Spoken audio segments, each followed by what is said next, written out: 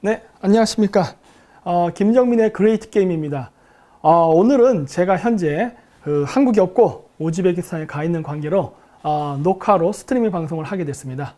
그래서 제가 이번에 준비를 하기가 좀 어려워서 가 있는 동안에 이슈랑 별로 상관이 없는 예전부터 말해왔던 매트릭스 그거를 이번에 찍고 가게 됐습니다. 그래서 저희가 일주일 동안 가 있어가지고 금요일날 가서 금요일날 오다 보니까 두 번 겹쳐서 제가 매트릭스를 2편에 걸쳐서 만들어서 녹화 방송을 하게 됐습니다. 그래서 오늘 제가 말할 거는 그 동심파괴 매트릭스. 저는 항상 이 일반 사람들이 갖고 있는 낭만 혹은 어떤 환상을 깨는 것을 굉장히 좋아합니다. 그게 원래 제 습관이에요. 그래서 오늘은 매트릭스의 숨겨진 메시지라고 해가지고 한번 매트릭스를 한번 분석해 보도록 하겠습니다. 먼저 그 영화 시작하면은 네오라는 인물이 나오는데 네오라는 사람은 그 NEO, New라는 소리입니다. 새롭다. 이름이 새롭다라는 소리예요. 왜냐하면 이 영화에서 그 매트릭스 시리즈를 1편서부터 끝편까지 다 보셨으면은 아시겠지만 거기에는 그 숨겨진 메시지가 있습니다. 거기에는 그 메시아 사상, 그러니까 그 마에트리아라는 사상이 들어있는데 그거를 그 만들면서 그 캐릭터 이름들도 집어넣는데 굉장히 이름들이 보면은 의미가 깊어요. 그래서 이제 그런 것들을 제가 하나하나 분석할 텐데 먼저 그 네오가 그 살았던 방의 호실이 몇 호실까 하는 겁니다. 영화 보시면은 아마 이거 방송 보시고 나서 나중에 한번 매트릭스를 다시 보세요. 제가 또 2편 또 하니까. 왜냐면은 이 네오가 사는 방의 호실이 그 영화 보시면 아시겠지만은 303호실입니다. 예. 이 303호, 즉 33이라는 숫자를 상징하거든요. 근데 이 33이라는 숫자는 그 뭐랄까 고대 종교서부터 해서 오늘날까지 굉장히 중요한 의미를 갖습니다. 이게 우리나라에서는 이 모든 그 뭐랄까 종교적 해석을 그 기독교 위주로 하다 보니까 그 성경이 안 맞으면 무조건 다 사탄으로 몰아가는 경향이 있는데 원래 그런 거랑 전혀 상관이 없어요. 이 33이라는 숫자는 별자리랑 관계가 있습니다. 네, 그래서 이 33이라는 거는 바로 은하수에 있는 별자리의 개수예요. 사실 이 별자리의 개수라는 것도 인간이 정했기 때문에 사실 의미는 없어요. 하지만 우리가 어떤 특별한 의미를 가지고 고대인들이 이 은하수를 일종의 그 천국의 계단이라는 개념으로 생각했어요. 하늘의 신에게 자기가 도달할 때 그 가야 되는 통로라는 생각을 했거든요. 그래서 이 그 은하수를 굉장히 중요시 여겼는데 그 은하수에 있는 그 밝게 빛나는 별, 이 별에 보면 별자리라는 게 있잖아요. 그 별자리를 이름을 정해놨는데 그게 이 은하수에 펼쳐져서 우리 인간이 이름 지었던 그 별자리의 숫자가 33개입니다. 그래서 그 33개의 은하수에 있는 별자리를 밟고 올라가야만 북극성에 다다를 수 있다라는 생각이에요. 그게 바로 여기 보이는 천상열차 분야지도에서 보이는 북극성의 위치입니다. 그래서 여기 보시면은 그 파랗게 이렇게 C자 모양으로 되어 있죠? 저게 바로 은하수예요. 그리고 노란색으로 하는 건 황도, 태양이 지나가는 길입니다. 이렇게 지나가는 길인데 그래서 여기 보시면 제가 은하수라고 해놓은 저 부분을 바로 천국의 계단이라고 보는 거예요. 그래서 33개의 별자리, 즉 33개의 은하수를 타고 넘어가면은 바로 신을 만날 수 있다. 즉 무슨 말이냐? 북극성에 다다를 수 있다라는 생각이 오늘날 인격 신화돼 가지고 종교화 돼 버린 거예요. 그래서 그 매개자는 북두칠성. 여기 오타가 났네요. 제가 고쳐야겠습니다. 이게 북두칠성이 아니라 북극성인데 내가 잘못 썼네요. 이렇게 써야지. 북극성.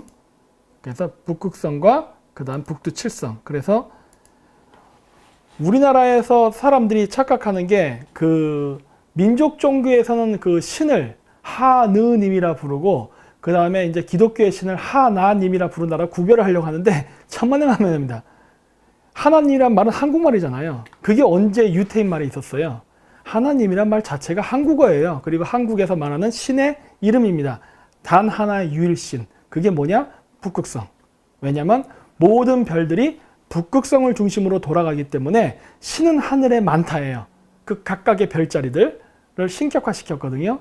근데 그러한 많은 여러 신들, 즉 별신 혹은 만신이라 그러죠. 우리나라에서는. 그 만신 중에 최고의 으뜸가는 신, 즉 하나님이 바로 북극성이기 때문에 그런 거예요. 그래서 뭐 하나님은 기독교의 신이고 하나님은 우리나라 민족 종교의 신이다. 이거 틀린 말입니다. 그렇게 말하면 안 되죠. 그러려면 차라리 야훼라고 말해야죠. 야훼가 바로 기독교에서 얘기하는 신이죠. 근데 그게 그러면 다를까? 이제 좀 보시면 아십니다. 결론은 같습니다. 자, 그리고 이제 네오가 머무르는 그 호텔이 있습니다. 그 영화 잘 보시면 이 호텔 이름이 나와요. 매트릭스 1편에. 그 호텔 이름을 여러분들은 혹시 알고 계십니까? 이 호텔의 이름이, 이게 영화 화면 보면 이렇게 해서 이게 위에서 아래로 쭉 훑으면서 나오는데, 이것도 그냥 영상 집어넣으면 또 저작권 문제 또 시비 걸고 할까봐 제가 이번엔 다 캡처 화면만 떴습니다. 근데 이게 쭉 보시면 뭐라고 나오냐면, 이 이름이 Heart of the City 호텔입니다. 그러니까 도시의 심장, 호텔이라는 말이에요. 아, 이 문구 굉장히 의미가 깊죠. Heart of the City 호텔. 이 이름을 보는 순간 저는 감탄했어요. 아, 이건 뭔지 알겠다. 결론은 뭐냐? 네오는 물병자리 시대의 네오, 즉 메시아라는 소리예요. 이게 영화 첫 도입부부터 아예 암시적으로 나와요. 그래서 그 원래 별자리는 컨스텔레이션이라고도 하지만 영어로, 전문 용어로는, 하지만 일반적으로 말할 때는 별자리 할 때는 하우스라 그럽니다. 하우스, 집이라 그래요. 그러니까 이게 뭐예요? 하트 오브 더 시티 호텔. 결국 호텔이란 건 뭐예요? 잠자는, 즉 하우스죠. 심장이 있는 하우스. 뭐예요? 사자자리란 소리입니다. 이렇게. 이 사자자리 별자리 중에 가장 밝게 빛나는 별을 레굴루스라고 하는데, 이 레굴루스라는 별이 바로 그 일반 민간 언어로 말할 때는 이걸 사자의 심장이라 그래요. 그래서 이렇게 보면은 심장 위치에 있죠. 그래서 사자의 심장이라는 별을 바로 레굴루스라고 합니다. 그래서 하트 오브 더 시티 호텔 해갖고 나오는 이름은 벌써 심장이 있는 하우스, 별자리, 즉 뭐냐? 사자자리를 상징하는 레굴루스다라는 걸 알 수가 있어요. 그래서 이런 식으로 만든 건축물이 여러분들이 아시는 것 중에도 있어요. 그게 바로 이집트의 스핑크스입니다. 이 가운데가 볼록 튀어나왔죠? 이게 바로 심장을 상징하는 거예요. 스핑크스가 사자처럼 생겼잖아요. 사자, 인격 신화된 사자의 모습에 심장을 의도적으로 부각시켜 나타낸 것은 이게 사자자리를 상징하는 건축물이며, 이 심장 여기가 바로 레굴루스 별이라는 걸 상징하기 위해서 만들어 놓은 건축물입니다. 그래서 레오는 사자자리와 상관이 있는 인물입니다. 이 사자자리란 건 뭐냐면은 그 태양이 1년 동안 지나가는 별자리가 있습니다. 그걸 황도 12궁이라고 하는데, 대략 한 달에 한 개의 별자리를 지나요. 대략이에요, 대략. 약간 오차가 있습니다. 그래서 대략 한 달에 그 한 개의 별자리를 지나가는데, 그게 바로 12개의 별자리가 있어요. 1년은 12개월이잖아요. 그래서 12개의 별자리가 있는데, 이 12개의 별자리 중에 제가 여기 사자 그림 여기 있는 거 있죠? 여기 은하고 동 사이에 깜빡깜빡거리는 여기를 바로 사자자리라고 합니다. 이 사자자리가 중요한 이유는 무엇이냐? 그 고대 그 유목민족 종교관하고 관계가 있어요. 유목민족은 천성관임 사상이 있는데, 그 자신의 지도자는 하늘로부터 내려온다는 사상이 있어요. 요즘도 뭐 우리나라에서 그 맨날 대통령 선거 때만 되면 그 할머니들이 많이 말씀하시잖아요. 지도자는 하늘이 내주는 것이다. 뭐 이런 말 많이 하잖아요. 뭐 그런 식의 사상인데, 과거는 물고기 자리 시대였습니다. 그래서 물고기 자리 시대라는 거는 뭐냐면, 나중에 또 설명하겠지만은, 여기 보시면은 물고기 2마리가 있는 게 있어요. 이 물고기 자리 시대를 하는데, 이 물고기 자리 시대에 는 AD 1년서부터 AD 2160년, 현재 우리가 살고 있는 시대예요. 실질적으로는 2160년이 아니라 2018년을 기점으로 해서 이제 물병자리도 같이 시작됐어요. 이게 겹쳤어요. 왜냐면 이 별자리라는 게 우리가 생각하는 것처럼 뭐 격자로 짜맞든지 뭐 정확하게 12등분 돼 있고 이런 게 아니잖아요. 삐뚤빼뚤 아닙니까? 원래 자연 상태는. 그래서 이게 별자리가 겹쳐요. 그래서 지금은 사실은 물고기 자리와 물병자리가 겹쳐서 시작되는, 어쨌든 물병자리가 시작되는 시점이 2018년부터예요. 그래서 2019년부터는 물병자리입니다. 이제. 근데 이 물고기 자리 시대에 해당하는 과거 1년 전까지 시대에는 고대 유목민족들이 자신의 그 지도자들이 하늘의 기운을 받고 태어난다고 믿었는데, 그때 누구의 기운을 받고 태어나느냐? 반대편 별자리의 기운을 받고 태어난다고 믿었어요. 물고기 자리의 반대편 별자리인 처녀자리. 그래서 처녀자리의 기운을 받고 태어난다고 믿었습니다. 그래서 유라시아의 위대한 왕들, 종교 계급 제사장들은 죄다 처녀 수태입니다. 왜냐? 바로 버거라는 처녀 별자리에 영향을 받아서 태어난다고 믿었기 때문에. 그리고 지금은 물병자리이기 때문에 물병자리는 바로 반대편 별자리가 사자자리예요. 그래서 사자자리의 기운을 받아 태어난다고 믿습니다. 근데 매트릭스 영화의 영화 주인공인 네오가 사는 그 호텔의 이름이 하트 오브 더 시티 호텔. 그래서 사자자리의 레굴루스, 심장자리를 상징하는 그러한 의미를 갖고 있는 걸로 봐서 네오, 즉 새로운 태양에 해당하는 메시아는 사자자리와 관련이 있다라는 게 암시가 되어 있죠. 고로 무슨 말이냐? 물병자리 시대의 새로운 메시아 혹은 지도자라는 의미를 이 영화에서 포함하고 있습니다. 그래서 매트릭스 영화 초반에 이제 보면 트리니티를 만납니다. 이 여자죠. 이 트리니티 나오는데 여기 보면 이 캐릭터들이 전반적으로 다 검정색 옷을 입고 나옵니다. 아마 그거 눈치채셨을 거예요. 매트릭스에 나오는 주요 캐릭터들은 전부 검은 옷을 입고 있습니다. 근데 이것도 마찬가지로 고대 그 시베리아 샤머니즘하고 굉장히 관련이 깊어요. 근데 여기 보시면은 이 매트릭스에 나오는 이 여자들의 이 모습들, 그 다음 그 뭐 모피우스라든가 이런 사람들 보면은 검은 옷인데 이게 다 까마귀랑 관계가 깊습니다. 까마귀. 왜냐면은 고대 샤먼들은 하늘의 메시지를 받아서 전파하는 전령, 즉 전도사를 까마귀라고 생각했어요. 그래서 고대인들은 까마귀를 매우 신성시 여겼습니다. 그래서 지금도 몽골 샤먼들이 이렇게 신탁을 하고 날 때 쓰는 머리의 모자에는 까마귀 깃털을 많이 꼽습니다. 그리고 고대는 머리에 이렇게 까마귀 미이라로 만들어서 모자를 쓰고 기도할 때 이렇게 뭐 하고 있어요. 그래서 뭐 자신의 영이 까마귀의 영을 타고 뭐 하늘로 올라가서 뭐 이렇게 신의 메시지를 받아온다 뭐 이런 개념으로 써서 까마귀가 매우 중요했습니다. 네. 그런데 여기서도 보면은 모피우스가 누굽니까? 일종의 어떤 메시지를 전달하는 전도사잖아요. 근데 그 사람도 마찬가지로 그래서 모피우스를 따르는 모든 무리들이 검은색 옷을 입죠. 즉 검은 사제예요. 이게 또 검다고 하니까 또 나쁜 거 이렇게 생각하면 안 됩니다. 왜냐? 원래 고대 종교의 종교관은 선악론이 아닌 양비론입니다. 서로가 다름이지 좋고 나쁨이 아니에요. 다름이에요. 다름. 남자, 여자, 양 이런 식이에요. 그럼 남자는 선이고 여자가 악인가? 이런 개념이 아니라니까요. 그냥 서로 다름이에요. 예. 그래서 검은 사제라는 건 바로 그러한 하늘로부터 메시지를 전하는 그러한 사람들을 그렇게 불렀어요. 왜? 그러면 그렇게 검은이라는 뜻이 들어갔느냐? 바로 태양 속의 새는 까마귀라는 생각을 가졌거든요.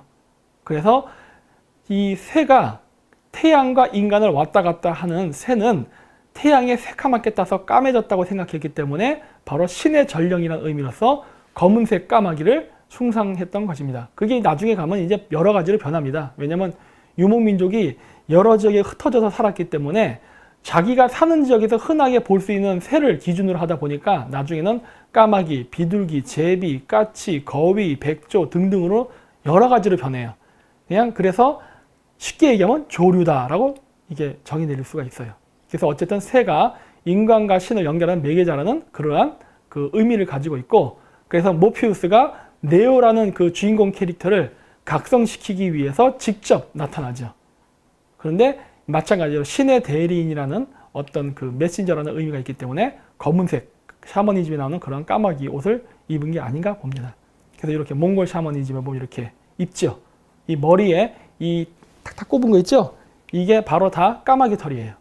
그리고 이제 눈도 있죠? 저 눈이 우리나라에서 맨날 전시하고 떠드는 그겁니다. 이거 악마의 눈이랑 전혀 상관없어요. 그거는 기독교적 세계관. 하지만 이쪽 종교 세계관에서는 다른 생각입니다.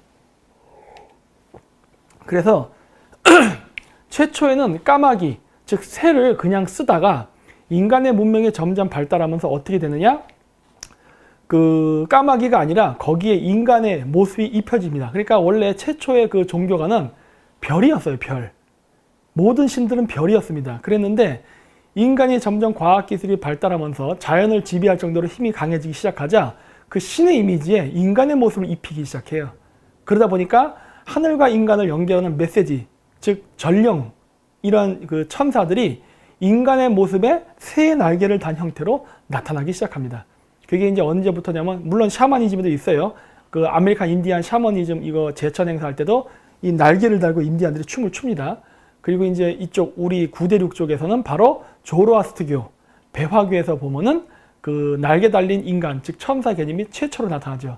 그리고 나서 이게 다시 기독교라든가 이슬람, 불교 이쪽에 영향을 끼쳐가지고 벽화 같은 데 보면은 날개 달린 인간들을 많이 볼 수 있습니다. 그래서 이 트리니티는 이름 자체가 숫자 3, 삼위일체를 뜻해요. 그러면 이거는 뭐와 관련이 있느냐? 이 트리니티는 바로 삼신 할머니랑 관계가 있습니다. 우리가 마고라고 하죠. 동양에서는. 그런 거랑 관계가 있는데 이 삼신 할머니라는 말은 쓰지만 삼신 할아버지라는 말은 쓰지 않아요. 왜냐면 북극성은 생명 창조와 관련이 있기 때문에 북극성의 별은 여성성을 가집니다. 근데 우리가 그 우주를 볼 때 이 북극성을 중심으로 모든 별이 이렇게 돌잖아요. 근데 고대인들은 그 하늘의 천문을 보면서 일종의 구역을 정했어요. 그랬는데 북극성이 있는 자미연을 중심으로 태미연과 천시연에서 3등분을 합니다. 우주를 3등분을 해서 봐요. 그래서 그러한 개념으로 봐가지고 이 트리니티라는 개념도 그와 연계돼서 같이 만들어진 게 아닌가라고 봐요. 그리고 또 하나의 설은 뭐냐? 그 최고의 신이라 생각할 수 있는 움직이지 않는 별, 즉 북극성을 최고의 하나님으로 보고 그거를 그 호위하는 양쪽에 두 개의 신, 바로 태양과 달, 그래서 삼신이라는 개념도 있습니다. 그래서 이렇게 여러 가지 개념이 있는 이유는 그게 우리가 그 프랙탈 이론처럼 무한 확대, 무한 축소로 같은 개념이 계속 점진적으로 확장과 축소를 한다고 믿기 때문에 이런 개념, 그 삼수의 개념은 계속 나옵니다. 근데 이 삼신에 대한 개념은 여기 보시면 아시겠지만은 이렇게 서양에도 이렇게 있어요. 여기 우리나라에서 마고라고 부르는 신, 즉 북극성 신은 러시아에서는 마코시라고 합니다. 마고예요, 마고. 쉬가 붙는 거는 원래 그 한국말로 하면 할매 정도로 이렇게 약간 좀 애칭으로 부를 때 쉬라는 걸 붙이거든요. 근데 그 러시아의 마코시라는 신도 아이의 출산을 관장하고 3명의 할머니로 묘사합니다. 그러니까 삼신이에요. 그래. 그리고 여기 보시면 옷감, 이 줄을 잡고 있죠. 이게 옷감을 뜨고 있는 모습이거든요. 그래서 옷감을 짜는 여신이라는 의미입니다. 그 동양에서 얘기하는 마고성이라는 그 동양 첨언의 별자리는요. 오늘날 서양의 별자리라면 베가라는 별로 그게 직녀성입니다. 직녀가 뭐예요? 옷감을 짜는 여자. 예. 그게 12,000년 전에는 북극성이었거든요. 12,000년 전에는. 그래서 12,000년 전에 직녀성, 즉 베가는 생명을 창조하는 걸 관장하고 그리고 옷감을 짜는 역할을 한다고 믿었고 그 삼신의 개념으로 있었습니다. 똑같죠. 그래서 동양 천문에 이렇게 나오는 자미연, 태미연, 천시원 하고 이 개념으로 있어요. 그래서 실질적으로 이 매트릭스 1탄에서 네오가 죽었을 때 스미스 요원한테 네오를 트리니티가 살려줍니다. 예. 그 키스를 하면서, 즉 숨결을 부려 넣으면서 심장을 이렇게 탁탁 해갖고 살려내죠. 그래서 생명을 부여해주는 자, 즉 트리니티죠. 마고 할매죠. 예. 그리고 이제 매트릭스 영화를 보면 특징이 뭐냐면 모든 영화의 시작이 네오가 잠에서 깨어나는 걸로 시작합니다. 전부 다 자고 있다가 일어나는 걸로 시작해요. 나중에 한번 잘 보세요. 그래서 그 매트릭스 영화의 그 전반적인 흐름은 바로 각성을 많이 이야기합니다. 깨어나라, 즉 깨달아라 뭐 이런 식으로 그런 의미가 함축적으로 포함되어 있는데 그래서 이렇게 이건 매트릭스 1탄에서 나오는 거예요. 그래서 이거 말고도 뭐 레볼루션, 리로디드 뭐 이런 것들에도 보면 다 네오가 자다 일어나는 걸로 나와요. 그래서 이렇게 보면 1탄에서도 이렇게 일어나라 네오 뭐 이런 식으로 얘기하죠. 그리고 뭐 넌 매트릭스에 잡혔다 뭐 이런 식으로 메시지가 나오면서 흰 토끼를 쫓아라 라는 메시지가 나와요. 이 흰 토끼라는 메시지가 굉장히 많이 나옵니다. 이게 매트릭스에만 나오는 게 아니에요. 여러분 혹시 그 노잉이라는 영화 보셨어요?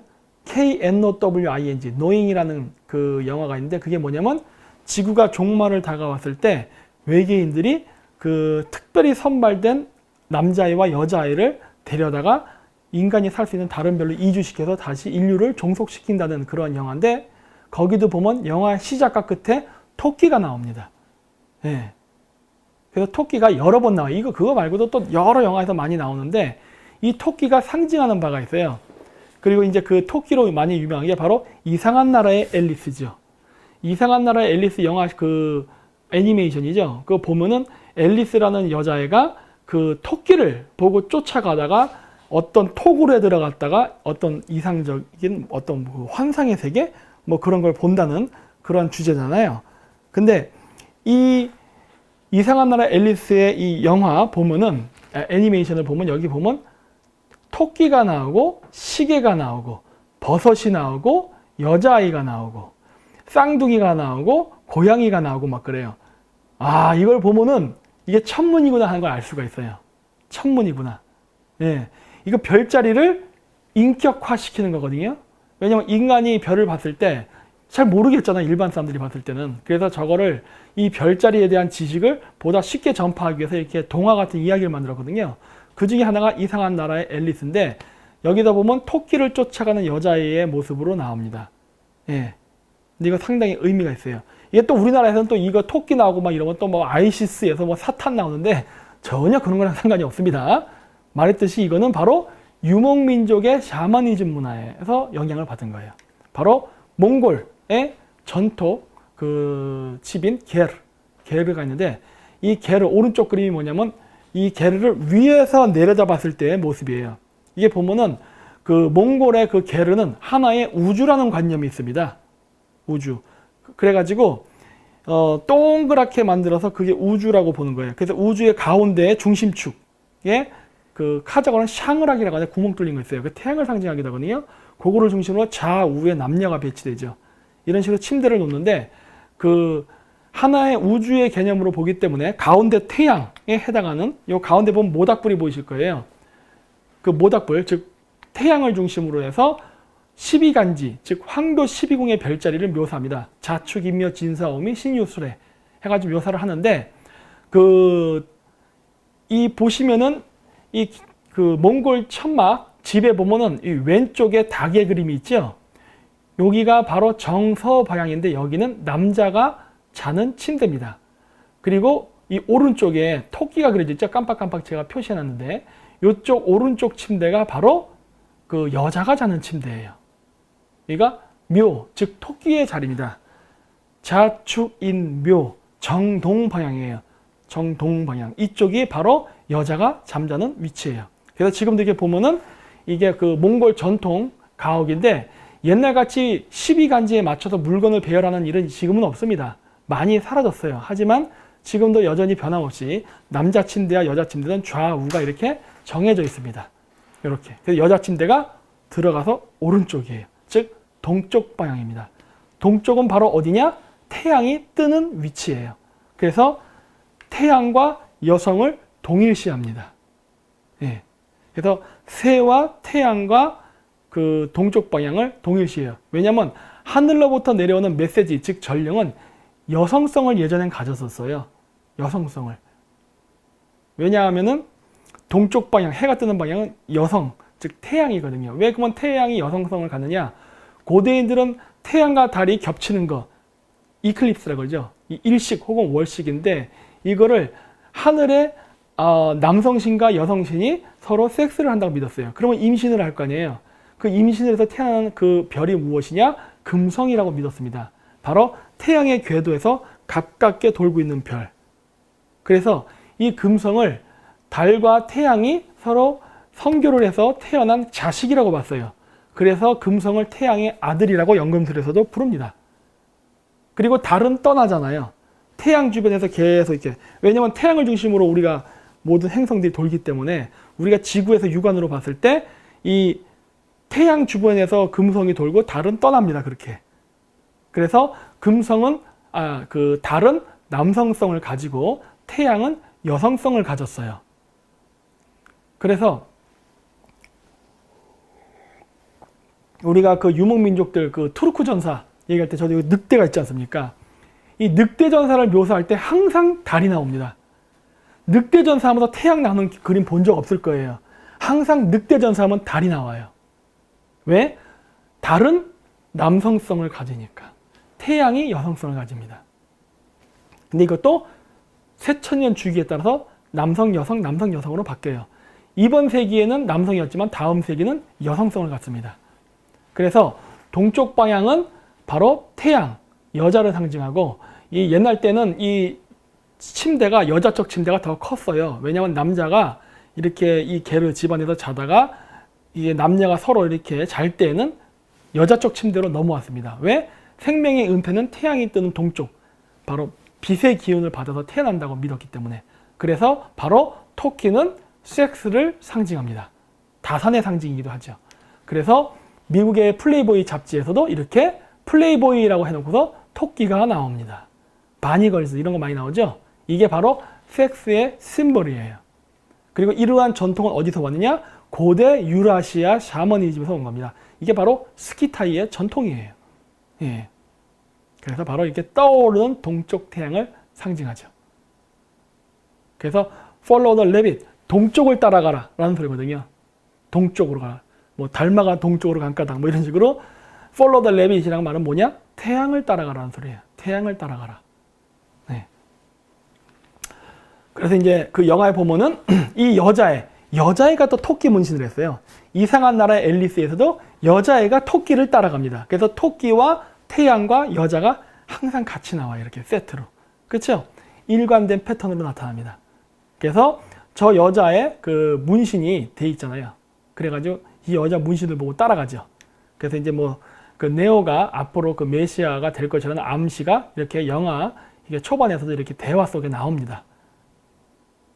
그래서 이렇게 토끼 문신이 그 여자한테 돼 있죠. Follow the rabbit 해가지고. 예. 근데 이게 참 신기한 게 뭐냐면은 그 제가 몽골에 있을 때 그 몽골 샤먼들이 그 접신을 할 때, 그러니까 몽골에서는 보통 접신을 어떤 식으로 하냐 그러면 그 개념이 한국하고 조금 다른 것 같아요. 왜냐면 우리나라에서 접신을 한다 그럴 때는 말 그대로 그 신이 그 무당 몸에 들어온다고 얘기를 하는데 몽골 샤머니즘에서는 뭐라고 얘기하냐? 저 북쪽 사람들은 자기의 영이랑 그 신의 영혼이 서로 바뀐다는 얘기를 합니다. 체인지 안 돼요. 뭐 그런 식으로 얘기를 하는데 예전에 그래서 내가 그 몽골 샤먼한테 인터뷰를 한 적이 있어요. 인터뷰를 한 적이 있는데 뭐라 그랬느냐? 당신 그 이게 뭐 신이 들어왔다고 할 때 우리가 이렇게 점 보거나 이런 거 할 때 이 영혼이 바뀌어서 자기는 우리랑 대화한 거를 기억 못 한다고 하는데 그럼 너는 그 네 몸에 신이 들어가 있을 때 네 영혼은 뭐 하고 있냐? 내가 그때 물어봤더니 그때 그 몽골 샤먼이 되게 흥미로운 얘기를 하더라고요. 뭐라고 얘기했느냐 나한테 이 자기 몸에 신이 들어와서 자기 영이 바깥에 빠져나가는 동안에 자기는 하늘에서 토끼를 쫓아다니는 그런 환상을 본다고 한답니다. 그래서 내가 이게 무슨 말이야? 막 그랬던 거예요. 이거 제가 녹취해 놓은 것도 있어요, 제가. 이게 오늘은 제가 방송 준비하면서 컴퓨터가 해킹을 당해갖고 자료가 막 흩어져 있는 바람에 여기다 준비를 못 했는데 예전에 그래서 제가 몽골에서 인터뷰를 할 때 그 샤먼이 그 얘기를 해주더라고요. 그래서 내가 그랬어요. 왜 하필이면 토끼야? 내가 그랬더니 그건 자기도 모른대요. 그냥 토끼를 쫓아가는 환상을 본다는 얘기를 하더라고요. 근데 이러한 현상은 다른 그 서양의 학자들한테도 이런 게 나타나는 것 같아요. 예를 들어서 그 아까 이상한 나라 앨리스, 아마 내 생각인데 이상한 나라의 앨리스를 쓴 그 작가는 아마 환각제 같은 걸 먹고서 그 소설을 썼을 가능성이 높습니다. 저는 그렇게 봐요. 왜 그러냐면은 말하는 내용이 그 몽골 샤먼이 말하는 내용, 그 접신 상태에서 자기가 보는 환상, 그 내용이 이상한 나라 앨리스와 좀 닮아 있어요. 뭐냐? 최초 접신하는 시점에 자기가 토끼를 따라서 어떤 어둠의 동굴 속으로 들어가는 것 같다는 느낌을 받는다 그러거든요. 근데 이상한 나라 앨리스에서 똑같은 이야기가 첫 부분에 나오잖아요. 토끼를 따라서 나무 속 동굴로 한없이 빠져서 딱 들어갔더니 거기 원더월드였나? 어떤 이상한 그 세계가 펼쳐지는 걸 본다고 하잖아요. 일종의 환상이죠. 근데 그런 내용들의 전체적인 이야기가 매우 닮아 있습니다. 그래서 저는 아마 그 작가가 그 시베리아 샤먼들이 신탁을 할 때 쓰는 그런 약, 환각물질이거든요. 그런 걸 먹고 소설을 쓴 게 아닌가 봐요. 뭐 요즘도 보니까 버닝썬 사건에서도 보듯이 연예인들 뭐 엄청나게 그거 마약 따고 대마초 하잖아요. 원래 사주팔자가 연예인과 무당은 똑같습니다. 예, 둘은 팔자가 같아요. 그래서 그 뭔가 관련이 있다고 봐요. 그리고 음악 작곡하는 사람들이 영감이 안 떨어지는 그 대마초도 많이 핀다고 하는데 각성제거든요. 그래서 그런 효과가 있다고 하는데 그렇다고 제가 피라는 건 아닙니다. 그러니까 그런 거에 있다라는 걸 얘기하는 거예요. 그래서 고대 샤먼들도 그렇게 신탁을 할 때는 그렇게 약물을 썼는데 어디서 썼느냐? 바로 동굴 속에서 했습니다. 이상한 나라 앨리스에 나오는 것처럼. 즉 고대 샤먼들은요 토굴 속에 살았어요. 토굴. 그러니까 어떤 절이라든가 교회 같은 건물을 짓고 사는 게 아니라 토굴 속에 있으면서 기도를 하고 명상을 하고 뭐 신탁 행위도 하고 그랬었어요. 그래서 매트릭스에 보면 그래서 follow the rabbit, 토끼를 따라가라는 메시지를 보고서 그 여자를 따라가잖아요. 그래서 어디로 갑니까? 나이트클럽을 가죠. 이상한 나라 앨리스에서 토끼를 따라서 어떤 구멍으로 해서 어둠의 토굴로 들어가서 환상을 보듯이 마찬가지로 여기서도 보면은 토끼를 따라서 검은 공간, 즉 나이트클럽으로 들어가죠. 예. 그래서 이런 것들이 바로 고대 샤먼 그런 것과 닮아 있다는 게 보입니다. 닮은 게 아니라 아마 거기서 벤치마킹을 했을 겁니다. 그래서 요거는 영상은 내가 보여드리지 않을게요. 이게 아메리칸 인디안 그 영화의 일부인데 이게 뭐냐면은 동굴이에요. 시커멓죠? 이 동굴입니다. 이 동굴에서 어떤 그 메시지를 그 조상을 만나기 위해서라는 경우도 있고 뭐 이렇게 한다고 하는데 그때 특정 환각 물질을 마시고 토굴 속에서 기도를 하는 그러한 풍습이에요. 그래서 이거는 뭐 전 세계적으로 고대 샤머니즘이 그 일반화되어 있던 시대에는 이게 다 있었어요. 동서양 어디나 다 있었어요. 아메리카 인디아도 다 있었고. 그래서 이렇게 동굴 속에서 환각 물질을 마시고 기도하는 그러한 풍습이 있었습니다. 그래서 요 왼쪽에 보면 이게 페르세우스라는 영화인데 거기서 보면 페르세우스가 메두사를 죽이러 갔을 때 바로 간 곳이 어두운 동굴입니다. 그 동굴에 그 뱀의 모습을 한 메두사가 있고 그 메두사의 목을 치는 그러한 신화가 나오죠. 그리고 이제 오른쪽 위에는 저렇게 그 녹색으로 묘사가 되고 그리고 지금 저한테 가려서 안 보이는데 요 뒤쪽에 보면은 메두사가 이렇게 활을 들고 있어요. 이게 뭘 상징하는가 하는 거예요. 이게 뭐냐면 고대 그리스인들이 스키타이인들과 싸웠던 그 스키타이 여전사의 모습을 지금 묘사한 겁니다. 여전사의 모습. 여전사인데 이거 지도자들, 그 여성 샤먼이에요. 그래서 그 모습을 묘사한 거예요. 그래서 보시면은 이렇게 녹색 뱀의 모습의 그러한 그림도 여기 있잖아요. 여기 녹색 뱀으로. 왜 그러냐? 스키타의 전사들은 몸을 파란색으로 문신하고 파란색을 칠했기 때문에. 그리고 활을 쓰는 모습이 나오잖아요. 예. 그래서 이렇게 스키타이 전사. 여기 보시면은 문신한 거 보이시죠? 그리고 제 뒤에 지금 가려서 안 보이는데 여기 보시면 이렇게 문신이 돼 있고 여기다가 문신 안 한 부분에는 파란색으로 칠을 했어요. 그래서 여러분 브레이브 하트라던가 왕자 게임에 보면은 스코틀랜드에서 했던 피트족들 보면 몸이 파란색인 걸 알 수 있어요. 그럼 피부가 파란 게 아니라 그게 색깔을 칠해서 그렇습니다. 네. 그래서 그런 전통이 있었어요. 그래서 페르세우스가 퇴치했던 메두사의 모습도 푸른색으로 묘사한 이유가 바로 그러한 스키타인들과의 전쟁을 묘사한 거예요. 그게 나중에 신화화돼서 그렇게 된 겁니다. 그래서 여자들도 전사가 있었습니다. 그리고 이러한 스키타이 여전사들이 백인 계통의 사람들이 많았어요. 그래서 예전에 내가 그런 얘기 했었을 거예요. 그 고대 파미리에 살았던 스키타이, 즉 한단국에서 얘기하는 색족들은 두 개의 지배 계급이 존재했는데 하나는 백색 계급, 하나는 무사 계급인 종교 계급. 그래서 종교 계급은 하얀색 옷을 입고 적색 계급, 무사 계급은 붉은색 옷을 입었다.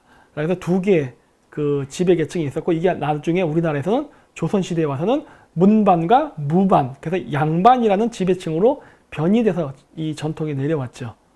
그랬었는데 거기서 왜 그러면은 페르세우스라던가 헤라클레스에 보면 이렇게 그 여러 가지 보면 그 뱀 여인들이 나오는데 왜 그렇게 묘사가 됐냐면 그 스키타이의 그 갑옷이 비늘 갑옷입니다. 그래서 보시면은 이 스키타이가 입었던 옷은 그 중세 유럽의 그 갑옷하고 모양이 달라요. 이렇게 비늘 갑옷을 하고 있습니다. 이 오른쪽 사진은 확대해서 보여주는 거예요. 딱 보면 비늘이죠? 이렇게. 그래서 저런 비늘 갑옷을 입고 있었기 때문에 고대인들이 그 동굴 속에 사는 여자 샤먼, 즉 여자 지도자죠,를 바로 하체는 뱀, 위에는 인간이 여인이라고 착각하게 된 거예요. 거기다 몸에 파란색 칠까지 했으니 아까 앞쪽에서 보여드렸던 푸른 메두사, 이런 개념의 전설이 나오게 된 겁니다. 이 하반신이 뱀인 그런 인간은 존재하지 않습니다. 이거는 고대의 원시인들이 철기를 갖고 있던, 발달된 철기를 갖고 있던 스키타이의 지도자를 보고 만들어진 이미지예요. 그래서 이 여자 사제들, 샤먼들은 토굴 속에서 살면서 기도를 했습니다. 이렇게. 그게 바로 이렇게 오늘날까지 내려오는 도낭석굴, 그 다음에 이게 카파토키아, 터키에 있는 그 석굴, 이런 것들이에요. 이게 왼쪽 거 도낭석굴은 불교의 성지고, 카파토키아는 이게 그 기독교, 초기 기독교의 성지인데, 이거는 기독교나 불교 이전에 원래 샤먼들이 이 지역에 살면서 기도를 했던 장소예요. 그랬었는데 이게 시대가 흐르면서 샤머니즘이 쇠하고 동양에서는 불교가, 서양에서는 기독교가 흥하니까 그 지역이 다른 신흥 종교가 덮어버리면서 성지가 된 것뿐이에요. 그래서 원래 저런 동굴 속에서 그렇게 여자 제사장들이 기도를 하고, 그리고 어떤 환각성 물질을 마셔서 그 환각을 보면서 어떤 의뢰인들의 그런 소원을 들어준다거나 미래를 점치는 그러한 일을 했었습니다. 그때 썼던 게 바로 이제 여러 가지 그 약물이 있는데, 시베리아 그 샤먼들이 썼던 거는 바로 이거예요. 광대버섯이라는 것입니다. 여기도 책이 있죠? 책이 있는데 이 광대버섯이라는 거예요. 이 광대버섯을 먹으면은 죽습니다. 이거 독버섯이에요. 근데 이거를 적당량을 먹으면 죽지는 않지만 환각 상태에 빠져요. 예. 이게 마약하고 같은 원리인 거예요. 마약도 마찬가지거든요. 마약도 조금 먹어야지 많이 먹으면 죽어요. 근데 약간 하면 환각물, 이게 환각 그런 작용이 일어나게 돼요. 그 왜 그러느냐? 죽기 직전의 상태까지 가는 거예요. 이게 무슨 말이냐면, 고대인들은 어떤 자기 죽은 조상에게 어떤 메시지, 듣고 싶은 말이라든가 조언을 얻고 싶을 때 이렇게 샤먼에게 물어보면, 샤먼은 이승에 있잖아요. 근데 죽어있는 저승의 조상을 만나기 위해서 이승에서 저승의 세계로 가야 된다고 믿었거든요. 그래서 그 저승의 세계로 가기 위해서 어떻게 하느냐? 바로 가사 상태에 빠지게 만드는 겁니다. 가사 상태라는 게 뭐예요? 일종의 혼수 상태인 거예요. 거의 죽음 직전까지 가는 상태. 그 어떻게 죽음 직전까지 가요? 독극물을 먹고.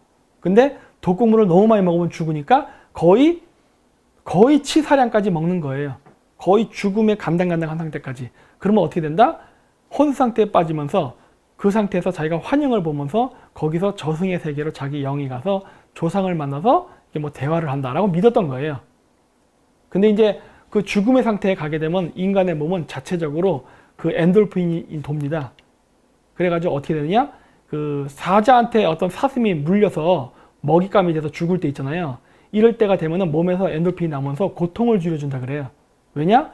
이왕 먹히는 거 고통 없이 죽으라고. 그래서 기분 좋게 만들어줍니다. 그래서 샤먼이 신탁을 하기 위해서 이렇게 이 환각 물질을 먹게 되면은 환각 상태에 빠지면서 기분이 좋아져요. 예. 그래서 그런 식으로 신탁을 받습니다. 이게 오늘날은 그냥 나이트클럽이라든가 이런 데서 지금 쾌락의 용어로 쓰이죠. 근데 원래 최초의 그 마약, 이런 환각 물질의 용도는 신탁을 하기 위해서 쓰였던 게 원래 시작입니다. 그래서 이러한 것은 그 기독교에서도 썼어요. 그게 바로 지금 여기 보시면은 이 성당 스테인드 글라스에 보이는 버섯들입니다. 예수와 버섯이 계속 나오죠? 예. 이게 뭐냐? 뭐 개신교에서는 예수를 신이라고 하지만 개신교를 제외한 유대교, 그 다음에 뭐 이슬람, 다른 뭐 그 계통의 기독교에서는 예수는 선지자입니다. 인간이에요. 신이 아니라. 그런데 이러한 선지자, 즉 그 신과 인간을 연결하는 그 종교 지도자죠. 일종의 무당이라고 볼 수 있어요. 이런 사람들은 바로 신과 인간을 만나는 그 중재 역할을 하는데, 물론 그럴 때 필요한 게 뭡니까? 몽골 샤먼들이 못 쓴다고 했어요.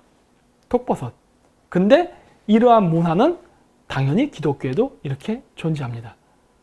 지금은 없죠. 과거엔 있었어요. 왜? 모든 종교는 진화 발전하니까. 그래서 이렇게 이 성당 벽화에 그려져 있죠.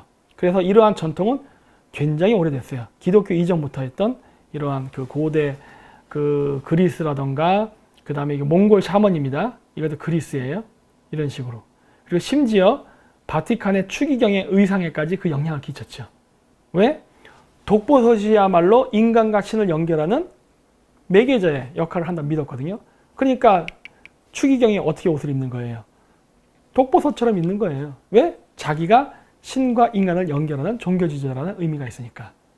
그래서 이렇게 고대 시베리아 샤머니즘의 그 어떤 그 기능이나 전통이나 풍습은 오늘날 우리가 고등종교라고 하는 불교가 됐던 그 다음에 그 기독교가 됐던 모든 종교에 다 여전히 면면이 이어서 내려오고 있습니다.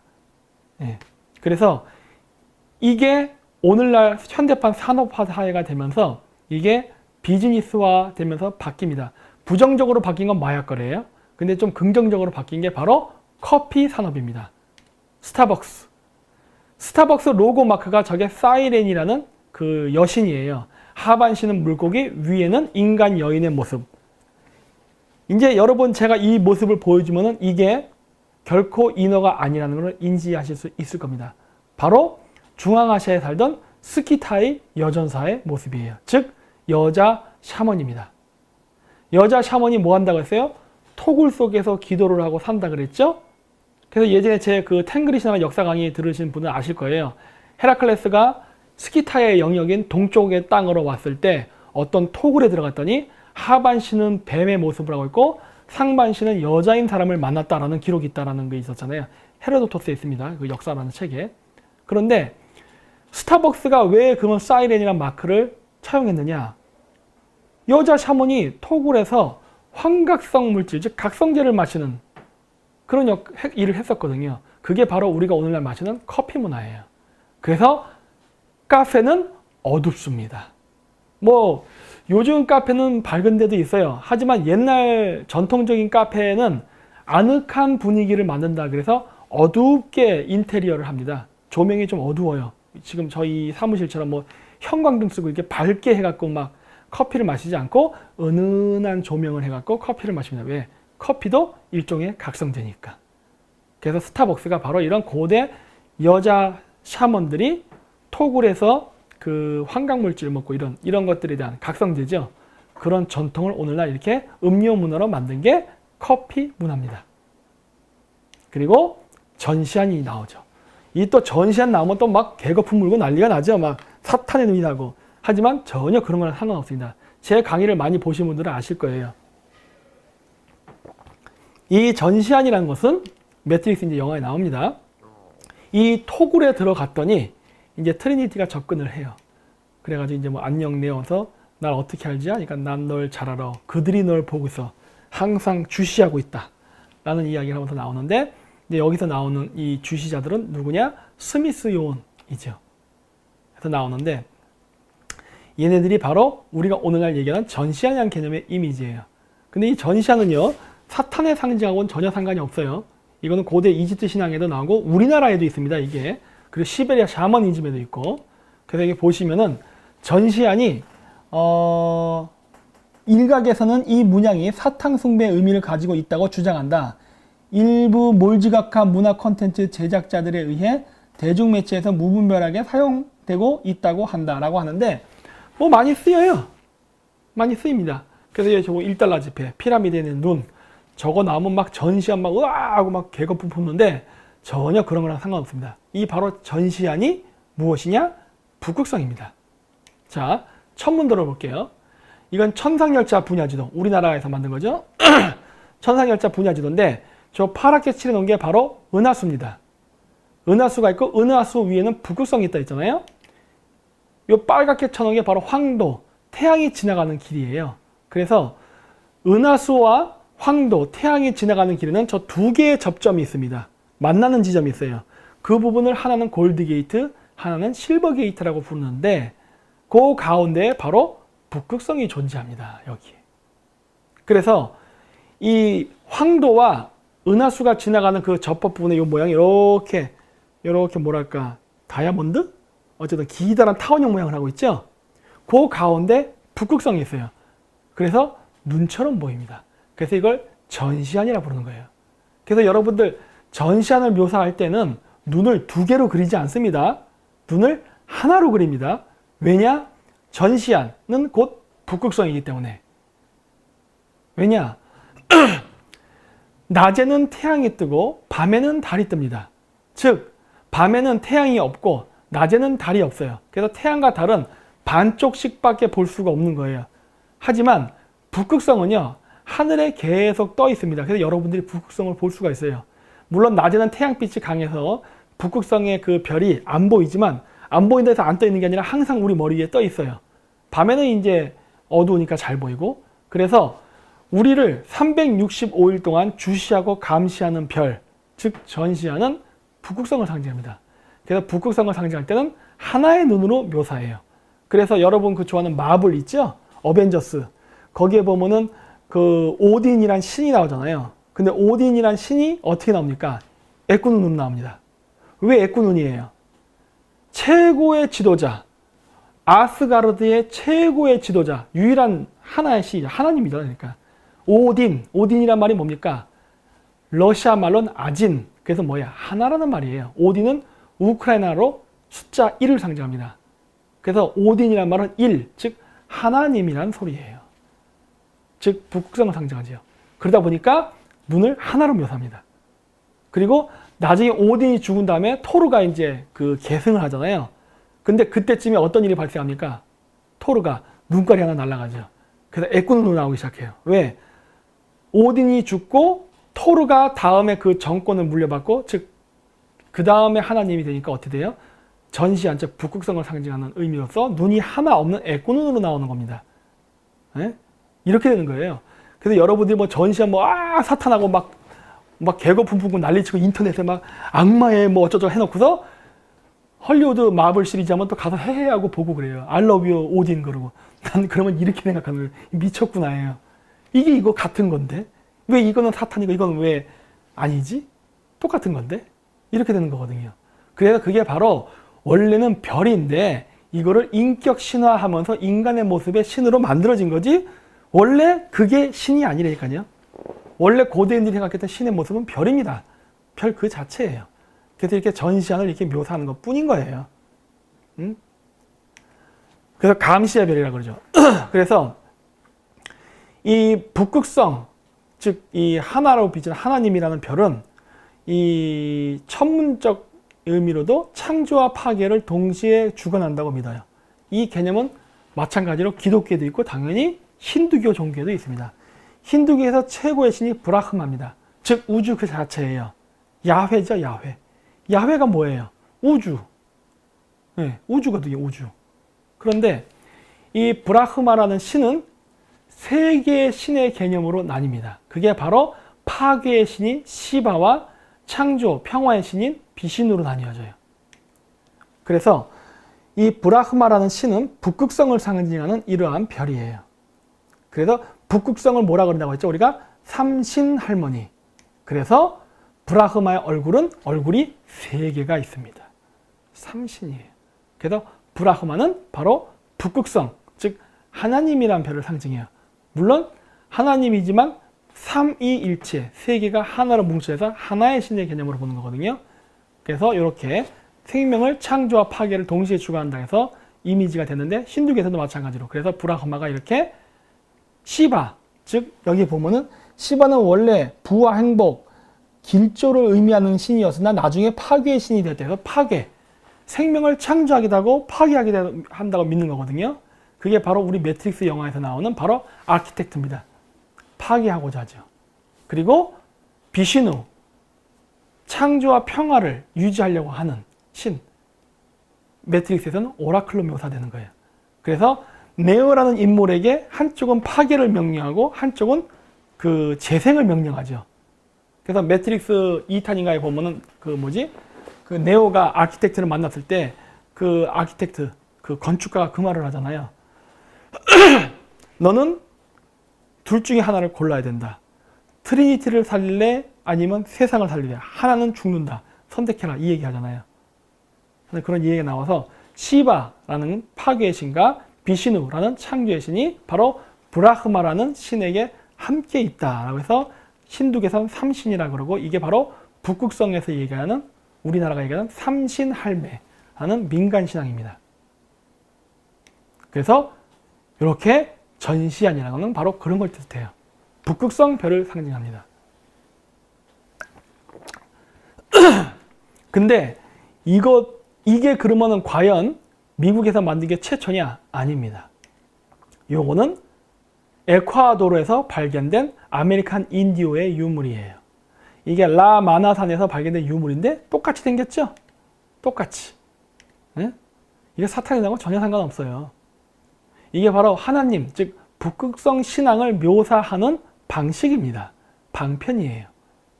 그렇게 이렇게 되죠. 그러면 이게 그럼 우리나라에는 없느냐? 당연히 있습니다. 바로 요거죠. 피라미드 위에 꼭대기에 뭐 하나 탁 올려놨죠? 일종의 미완성 피라미드에 저 올려놓는 건데 저게 뭐냐면 저게 까마귀의 머리입니다.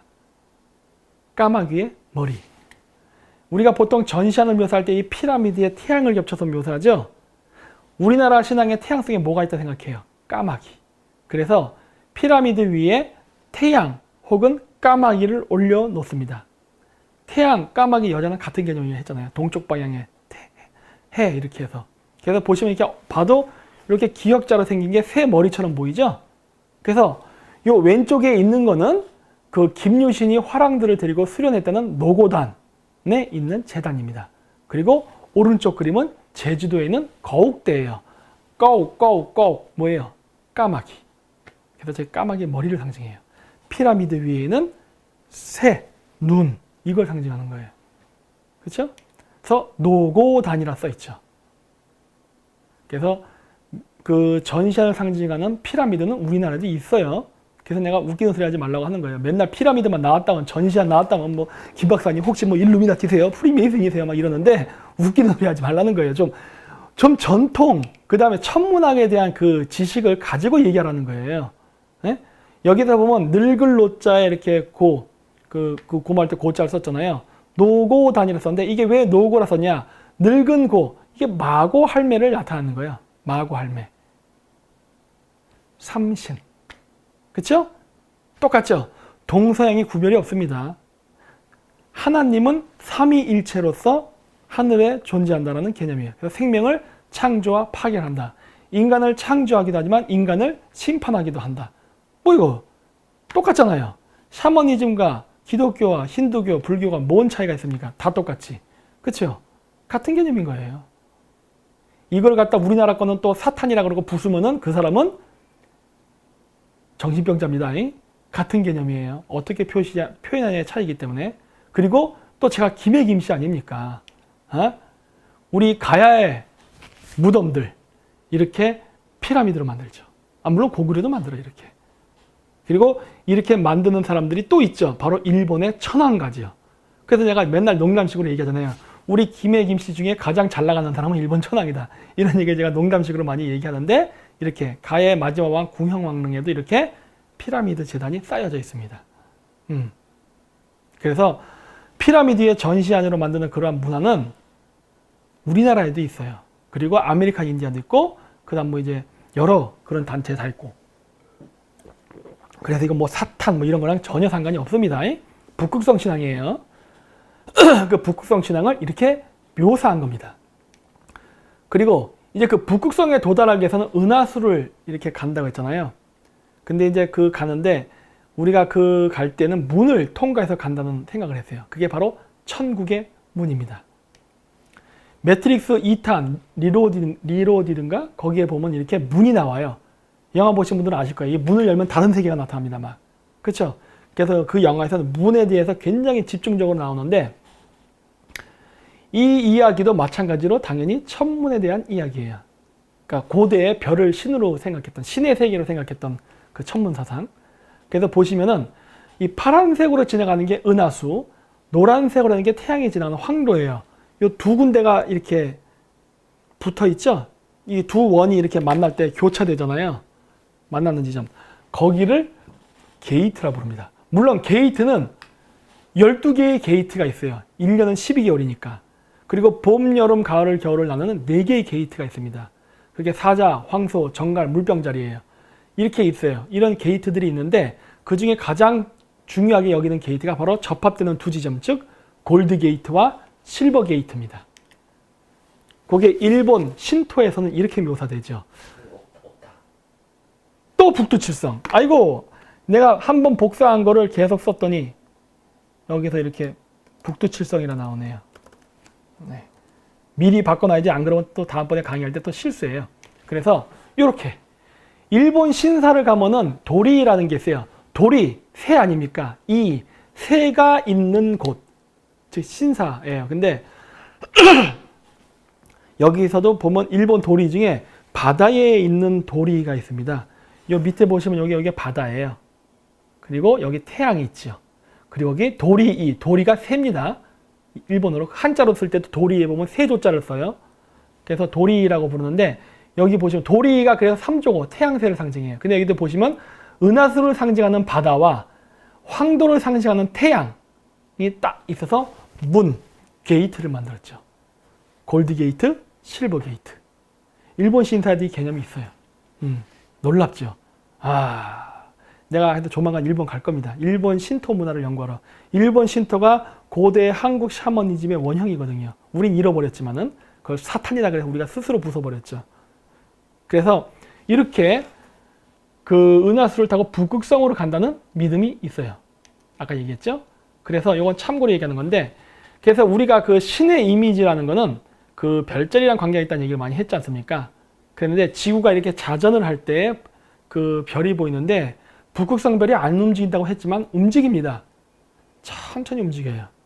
북극성을 결정하는 별은 크게는 5개, 크게는 6개 혹은 5개로 이게 정의를 내리는데 그 별이 지금의 곰자리, 그리고 앞으로 있을 세페우스, 백조자리, 직녀성, 용자리예요. 물론 경우에 따라서는 헤라클레스를 넣을 수도 있습니다. 이건 지구의 세차 운동 때문에 그런 거예요. 그래서 우리가 황도 12공이 됐다가 황도 13공이 되는 것도 지구의 세차 운동에 의해 가지고 별자리가 포함이 됐다 안 됐다 하는 것 뿐이에요. 지금은 물병자리 시대에 들어서면서 황도 12공이 아니라 13공이 됐죠. 뱀주인 자리라는 게 하나 더 생겼습니다. 아직 우리가 안 쓰지만. 그래서 이런 식으로 주기가 변할 때마다 우리가 신의 이미지를 바꿔서 불렀어요. 물고기 신, 태양 신, 양의 신 등등으로. 이건 제가 좀 이따 뒤에서 얘기할 거예요. 이런 식으로 새 시대가 이렇게 온다는 거를 이렇게 많이 묘사할 때 썼는데 그 각각의 황도 12공의 별자리를 통과할 때는 아까 얘기했던 신토 문이 있다고 했잖아요. 그 북극성, 이거 다시 앞으로 돌아갈게요. 자, 이렇게 이 북극성으로부터 그러니까 은하수로부터 북극성에 도달하기 위해서는 33개의 별자리, 즉 33개의 게이트, 문을 열고 간다고 믿는 거예요. 마찬가지로 태양신을 만날 때에도 이 태양이 움직이는 12개의 별자리, 즉 12개의 게이트를 통과해야 된다고 믿습니다. 즉 문을 통과해서 가야 신에게 이를 수 있다고 믿는 거예요. 북극성 신에게 이르려면 33개의 게이트, 33개의 문을 열고 들어가야 되고, 태양신에게 갈 때는 혹은 달의 신에게 갈 때는 12개의 게이트, 문을 열고 들어가야 돼요. 근데 문을 열려면 뭐가 필요합니까? 열쇠가 필요하죠. 그래서 매트릭스 2탄 리 로디드에 보면은 맨날 문이 나오는 영화가 나오면서 걔네들이 찾는 사람이 바로 누구냐? 키메이커입니다. 매트릭스에 보면 키메이커를 찾으라는 얘기가 나오잖아요. 키메이커. 왜? 이 오른쪽에 이건 영지주의 기독에서 많이 쓰는 건데 태양이 그려져 있죠? 여기 뭐 황도 12공이 이렇게 그려져 있죠? 태양 주변으로. 그래서 원래 12개의 문인데 12개의 문 중에도 우주의 절기, 즉 봄, 여름, 가을, 겨울을 나누는 4개의 절기가 있습니다. 우리가 1년 365일에도 봄, 여름, 가을, 겨울이 있듯이 대주기에서도 봄, 여름, 가을, 겨울이 있거든요. 그래서 각각의 그 주기를 여는 그 문, 4개의 문이 중요한데 그것도 마찬가지로 이 문을 열려면은 황금의 열쇠, 은의 열쇠, 동의 열쇠, 철의 열쇠로 열어야 된다고 믿는 거예요. 그게 제가 앞서 얘기했던 바로 이 천문입니다.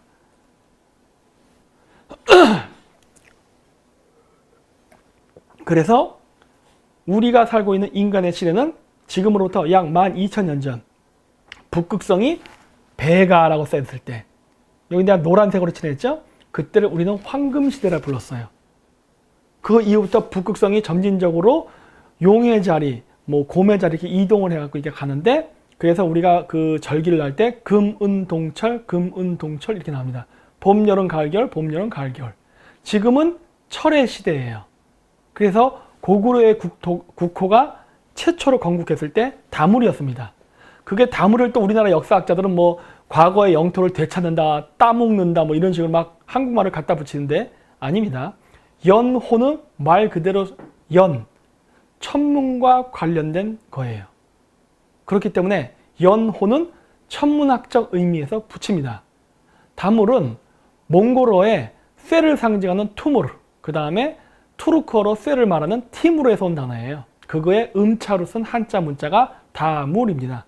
그래서 다물이란 말은 티무르, 즉 철을 상징해요. 그럼 왜 고구려가 개국을 하면서 철이란 단어를 연호로 썼느냐? 고구려가 존재했던 시대가 철의 시대, 물고기 자리 시대 아닙니까?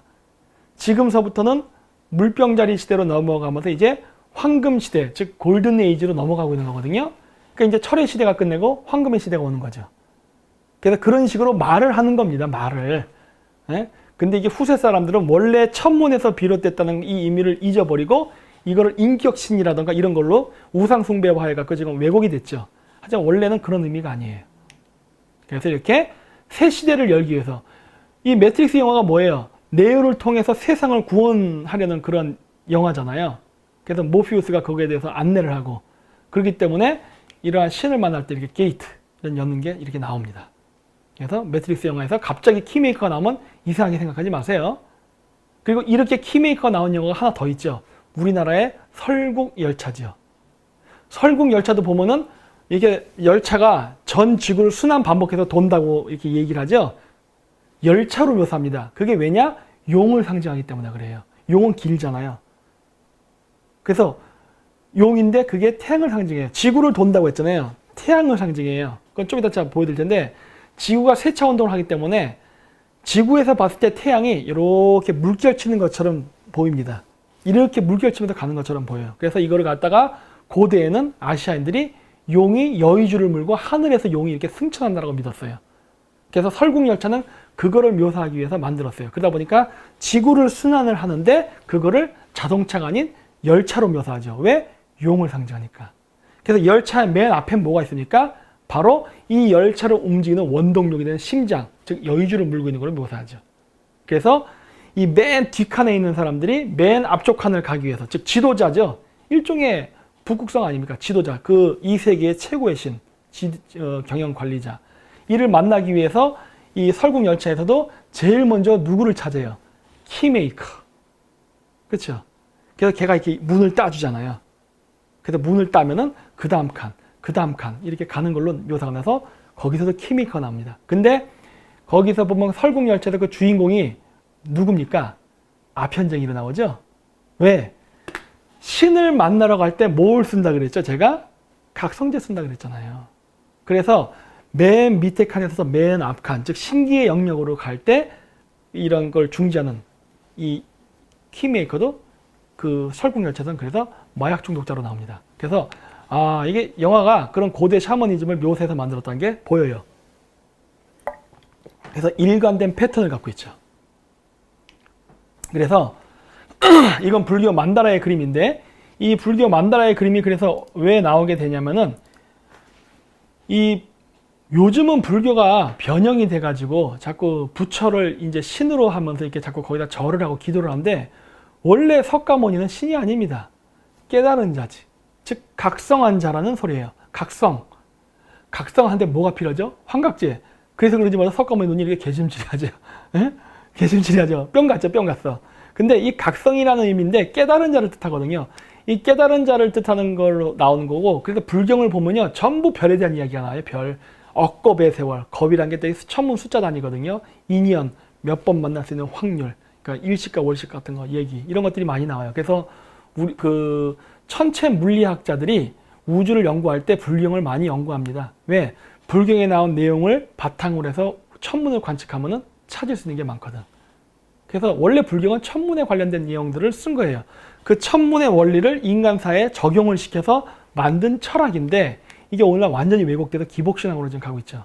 좀 안타까운데 어쨌든 그래서 불교에서 얘기하는 이 만다라는 바로 가운데, 그러니까 지구와 북극성, 이게 지구가 돌잖아요.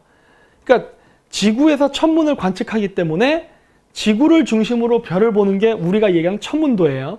지구를 중심으로 보는 거기 때문에. 그래서 이 회전하는 축에 지구와 북극성, 이 두 축을 중심으로 이렇게 돌면서 보이는 이 우주를 보는 우주관이 천문도입니다. 그래서 요 가운데 북극성을 결정하는 5개의 별자리 혹은 6개의 별자리를 중심으로 황도 12궁이 있는 게 이게 착착 시간이 돌아갈 때마다 톱니바퀴처럼 맞아지면서 어떤 새로운 게이트, 문이 열린다고 믿는 거예요. 바로 이 천문 그림. 이 천문 그림을 상징화해서 만드는 게 만다라라는 그림입니다. 시간에 대한 개념이에요. 시간에 따라서 새로운 절기, 새로운 시대가 열리면 새로운 각성이 필요하다는 이야기를 하는 거예요. 원래는. 그래서 원래는 이렇게 북극성을 결정하는 가운데에 5개의 별자리와 그리고 그 주변을 넓게 감싸고 있는 황도 12궁의 별자리, 요 관계예요.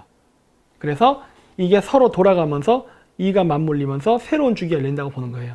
앞으로 물병자리 시대는 곰자리와 물병자리 시대가 같이 맞물려서 움직이는 요 시기고, 그 다음 2000년의 세월이 지나면은 물병담이니까 염소자리, 염소자리와 세페우스가 북극성이 돼서 움직이는 시대예요. 그 다음은 궁수자리, 그리고 세페우스, 그 다음은 정갈자리, 그리고 백조자리, 이런 식으로 착착착착 톱니바퀴 결합해서 움직이듯이 그거를 상징화해서 만든 게 큐브라는 영화죠. 큐브에 보면 서로 조합에 따라서 새로운 문이 열리고 새로운 방이 열리죠.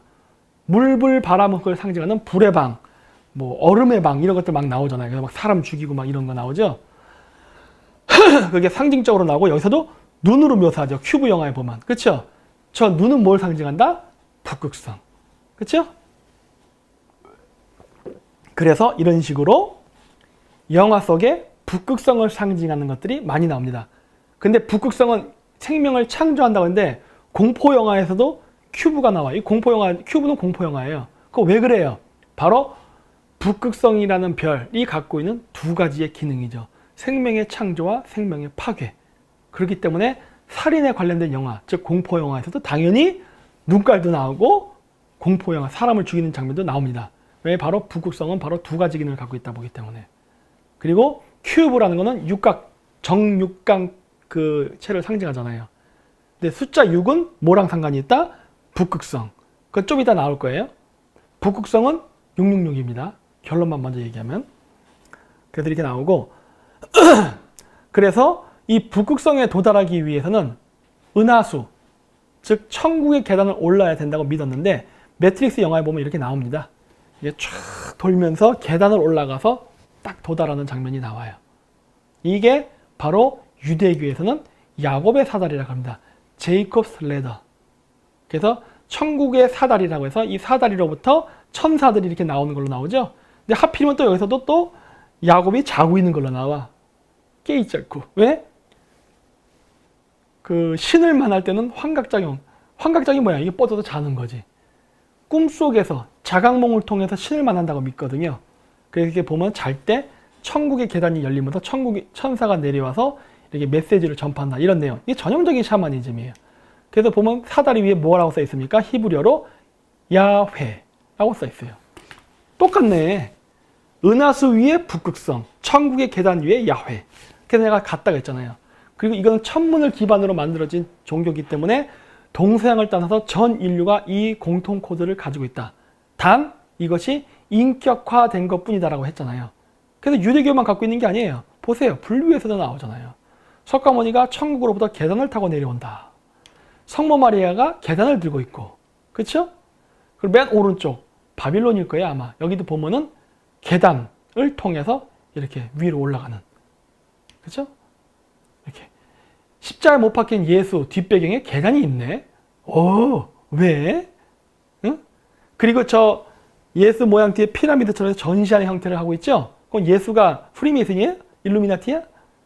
얘기했잖아요. 그런 식으로 얘기하면 안 된다고. 왜냐? 정확한 종교학에 대한 지식을 갖고 얘기해야지. 수메르 문명에서 보면 사다리를 타고 올라가서 신을 만난다는 얘기가 나오죠. 그게 바로 은하수죠. 그래서 천국의 계단이라는 건 은하수를 상징합니다. 그리고 이 시베리아 샤먼들은 그래서 이 지상의 인간과 하늘의 신을 연결한다는 개념으로서 은하수를 썼어요. 은하수란 개념을 이렇게 매개자라고 생각을 했습니다. 그랬고 그거를 제단을 만들 때, 그래서 이렇게 우리 보면은 옛날 때 그 당목이라고 불렀어요. 그 당골레라고 해서 이렇게 무당이 사는 집이 있잖아요. 거기 보면 당목이 있었는데, 원래 최초의 원형은 그 북방, 북극권, 네? 시베리아 샤머니즘에서 유래했습니다. 그래서 하얀색 자작나무를 그렇게 썼어요. 왜냐? 은하수의 색깔이 하얗기 때문에 하얀색 자작나무가 은하수를 상징해요. 그래서 이 자작나무, 즉 이 거대한 그 나무 있죠? 우리가 산신제 옛날 때 지낼 때 보면 나무에서 산신제를 지내거든요. 나무. 근데 그때 원래 고대 샤머니즘에서는 이 커다란 고목 자작나무에서 지냈어요. 왜? 하얀 자작나무가 하늘과 연결돼서 그 우리의 소원을 이렇게 연결해 준다 믿었기 때문에. 그래서 샤머니 신탁을 할 때는 샤먼들이 이 자작나무를 타고 올라가기도 했습니다. 예. 그게 나중에 우리나라에서는 어떻게 바뀝니까? 작두 타는 걸로 바뀌죠. 두 개의 기둥 잡고 이렇게 올라가는 거. 이게 올라가는 거 있죠? 예. 그렇게. 그래서 카자흐스탄에서도 전통 의상을 보면 여자의 의상이 저래요. 저게 바로 하얀색 자작나무를 상징합니다. 맨 머리 위에 이렇게 깃털을 달았죠. 저게 뭐냐? 올빼미 털입니다. 올빼미 눈이 크죠? 전시안을 상징하죠. 꽃갈머리 위에 눈, 올빼미. 그럼 또 사탄입니까? 이게 또? 그런 거 아니라니까. 유라시아 샤머니즘의 원형이 기독교에 들어가서 영향을 끼친 거예요. 그래서 이렇게 보면 오른쪽 글에 보면 이렇게 신탁 나오죠. 그래서 북극성 신을 묘사할 때는 하얀색으로 묘사합니다.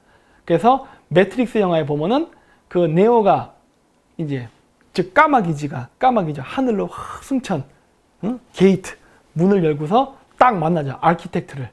아키텍트가 하얀색 옷에 하얀 머리카락을 한 사람으로 나오죠. 바로 한 단고기에 나오는 백부인. 으로 해가지고 이렇게 이 하얀색 옷을 입은 사람이 묘사가 돼서 이렇게 아키텍트가 이렇게 나옵니다.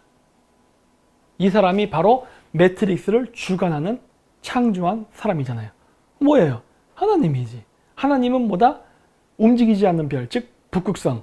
북극성 신의 이미지는 색깔이 하얗다. 나오죠. 그렇죠? 이렇게. 그래서 매트릭스 영화에 보면 이런 게 정말 다 그거예요. 그래서 나 이걸 보면서 느낀 게 뭐냐? 이 워셔스키 자매, 이젠 형제가 아니죠? 이 워셔스키 자매는 정말 연구를 많이 한 사람이구나라는 생각을 했어요. 와, 어떻게 이런 거를, 이러한 그 고대 그 종교 체계를 영화화할 수 있었을까? 진짜 놀랐어요. 근데 이 네오가 잠잘 때 메시지를 보낸 사람 있잖아요. 웨이크업 네오 하면서. 이 메시지를 보낸 사람이 누굽니까? 모피우스예요. 그쵸? 이 모피우스의 정체가 뭔가 하는 겁니다. 모피우스를 만나러 갈 때 이렇게 계단을 타고 올라가는 게 나옵니다. 이거는 이제 유대교의 개념, 이제 불교의 깨달음 이런 것과 관련이 있는데, 카발라에 일단 유대교. 이게 보시면은 이 가운데 있는 거 가부좌 틀고 앉아있지만 저거 유대교입니다. 유대교는 불교에 가까운 종교예요. 물론 기독교가 유대교에서 파생돼서 나갔지만은 유대교는 불교에 가깝습니다. 네. 왜냐면은 기독교라는 거는 서양인들이 이스라엘을 멸망시킨 다음 가져가서 만든 종교거든요. 그래서 그 서양인화 됐어요. 기독교는. 하지만 유대교는 원래 중앙아시아, 시베리아 샤머니즘을 기원으로 했기 때문에 굉장히 동양적입니다. 그래서 윤회라는 개념도 있고 깨달음, 해탈 이런 개념이 유대교에는 존재해요. 물론 기독교에는 존재하지 않아요. 그래서 이 유대교가 2000년 동안 서양화된 기독교한테 탄압을 받았던 겁니다. 네. 그래서 보면 이렇게 유대교에서도 가부좌를 틀고 이 명상하는 이렇게 연꽃 모양 뭐 이렇게 만들어서 이렇게 해서 가부좌를 트는 모양으로 나와서 이렇게 카발라라고 해서 나와요. 이거를 생명의 나무라 그럽니다. 그래서 왼쪽에 보면 이렇게 나무로 묘사해 놨어요. 근데 나무로 묘사하고 또 뱀이 올라가 있으니까 너무 뭐 사탄 어쩌고 하는데 전혀 그런 거 아니에요. 뱀은 뭘 묘사하느냐? 바로 지그재그로 움직이는 기운을 상징합니다. 인간에서 그 하늘과 지구와 인간은 같다라는 개념이 있어요. 이게 바로 천지인사상. 좀 이따 뒤에서 제가 얘기할 건데, 하늘에는 은하수가 있고 그 최상점에 북극성이 있다면 인체에는 바로 척추가 있고 이게 은하수의 역할을 하나 믿는 거예요. 그리고 여기 최초 북극성의 위치에다가 여기 뭐야 이게 뭐죠? 이게 정수리 이게 있다 이런 개념이 있어요. 그리고 지구는 가이아 어머니 별이라고 그러잖아요. 그래서 이 어머니 대지를 태양이 지그재그로 움직이고 간다고 생각해요. 그래서 그걸 뱀 혹은 용으로 묘사하는 겁니다. 그래서 이렇게 묘사하는 것이지 뭐 뱀 이런 거 아니에요. 그래서 이렇게 보면은 카발라에도 보면 오른쪽에 이렇게 뱀이 묘사가 되고 전기로 묘사가 되죠. 이렇게 지그재그 움직이거든요. 예. 그렇게. 그래서 이게 자기가 그래서 이게 바로 불교의 7개의 차크라와 같은 개념으로 쓰입니다. 근데 보시면은 이 카발라에서 유대계에서 얘기하는 카발라는 10개예요. 10개. 그래서 10개의 태양이라고도 합니다. 근데 불교에서는 7이에요. 7개의 차크라라는 얘기를 한단 말이에요. 그러면 불교에서 얘기하는 7개의 차크라와 유대계에서 얘기하는 10개의 그 태양은 다른 거냐는 거예요. 둘 다 인체에 비교했단 말이에요. 하는 꼴새도 비슷해요. 가부좌를 들고 있고 모양도 비슷해. 그럼 왜 이게 다르냐? 이것은 바로 어느 쪽에 집중해서 보느냐입니다. 유대교에서는 10개가 되는 이유는 바로 이게 인체에 맞춰져 있기 때문에 그래요. 바로 보시면 맨 꼭대기 왕관 차크라, 불교에서는 거기에 해당하는 지역에 바로 케테르가 있고 그 밑에는 2개로 나뉘는데 이게 왜냐? 이게 좌뇌 우뇌 2개가 있잖아요. 2개가 존재한다고. 그래서 2개. 그 다음 요 밑에 보면 여기도 2개가 있어요. 이거 왜 그래요? 허파에 해당하는 위치이기 때문에 그래요. 허파 몇 개 있어요? 2개. 그 다음에 심장의 위치. 그 다음 또 2개가 나와요. 왜 2개가 나올까? 신장이 2개거든요. 그래서 그래요. 그래서 이렇게 숫자가 10이지만 실질적으로는 7입니다. 인체공학적에 더 비중을 뒀기 때문에 그래요. 불교는 그게 아니라 그거를 그냥 하나의 개념으로 그냥 본 거예요. 그래서 이렇게 하나, 둘, 셋, 넷, 다, 7개예요. 그래서 유대교에서 얘기하는 카발라 철학과 불교에서 얘기하는 그 7개의 차크라는 같은 개념입니다. 그래서 불교에서는 깨달음, 해탈과 유대교에서 말하는 야훼, 신과의 만남은 같은 개념이에요. 그래서 꼭대기에 올라가면 이렇게 그 문을 열고 마찬가지로 게이트죠. 만나는데 자기를 처음 그 메시지를 보낸 잠을 깨운 자, 각성시킨 자가 바로 모피우스죠. 이 모피우스인데 이 모피우스가 도대체 뭐냐는 거예요. 이 모피우스는요, 이름이 그리스 신화에서 온 겁니다. 그리스 신에 모르피우스라는 신이 있어요. 근데 이 모르피우스라는 신은 꿈의 신인데 이게 오늘날은 어떤 물건과 관련이 있는지 아십니까? 바로 모르핀입니다. 마약이에요, 마약. 왜? 각성제. 그래서 마약의 모르핀이 모르피우스랑 어원이 같습니다. 그래서 몽골 샤머니즘에서는 각성제로서 광대버섯을 쓴다 그랬잖아요. 그게 이 매트릭스 영화에서는 모르핀이라는 개념을 쓰다 보니까 이렇게 이름을 모피우스라고 이렇게 지은 거예요. 그래서 네오가 잠잘 때 잠을 깨워주고, 그리고 이 모피우스가 뭘 합니까? 선택을 하라 그러잖아요. 2개의 알약이 있다. 빨간 알약과 파란 알약. 그 중에 파란 알약을 먹으면 이 꿈 상태를 계속 유지하면서 너는 평범하게 살아갈 것이고, 빨간 알약을 먹게 된다면 너는 고통스러운 현실을 깨닫게 될 것이다. 그리고 이 고통스러운 현실을 앞으로 개척해서 극복하는 일을 해야 될 것이다 해서 선택하라는 걸 얘기하잖아요. 왜? 몰핀이 바로 각성제 역할을 하니까. 근데 이 몰핀이 바로 그래서 그 마약, 모피우스 이름하고 연계되어 있다 했잖아요. 그래서 네오가 선택하는 약이 뭡니까? 빨간 약이었어요? 파란 약이었어요? 빨간 약이었습니다. 왜? 이 몰핀, 즉 각성제를 써서 환각 상태에서 그 깨달음을 얻는다. 이러한 거를 하는 역할을 했던 게 고대 샤머니즘에서 뭐였습니까? 광대버섯이었잖아요. 광대버섯의 색깔이 뭡니까? 빨간색이죠. 그래서 매트릭스에서도 물론 몰핀이 이러한 그 마약, 하얀색 마약을 상징하지만은 실질적으로 이거의 기호는 광대버섯, 붉은 버섯에서 왔기 때문에 빨간 약이 진실을 깨닫게 해주는 약으로 묘사가 되죠. 이렇게. 그렇죠? 그래서 매트릭스 영화에는 이런 것들이 굉장히 많아요. 그래서 그거를 통해서 자각을 하게 된다고 믿는 거죠. 그래서 모피우스, 그리스의 신입니다. 그래서 여기 보시면 고대 그리스 신으로서 뭐를 관장했느냐? 꿈과 잠을 관장했던 신입니다. 라고 나오잖아요. 그럼 왜 자빠져서 잠을 자?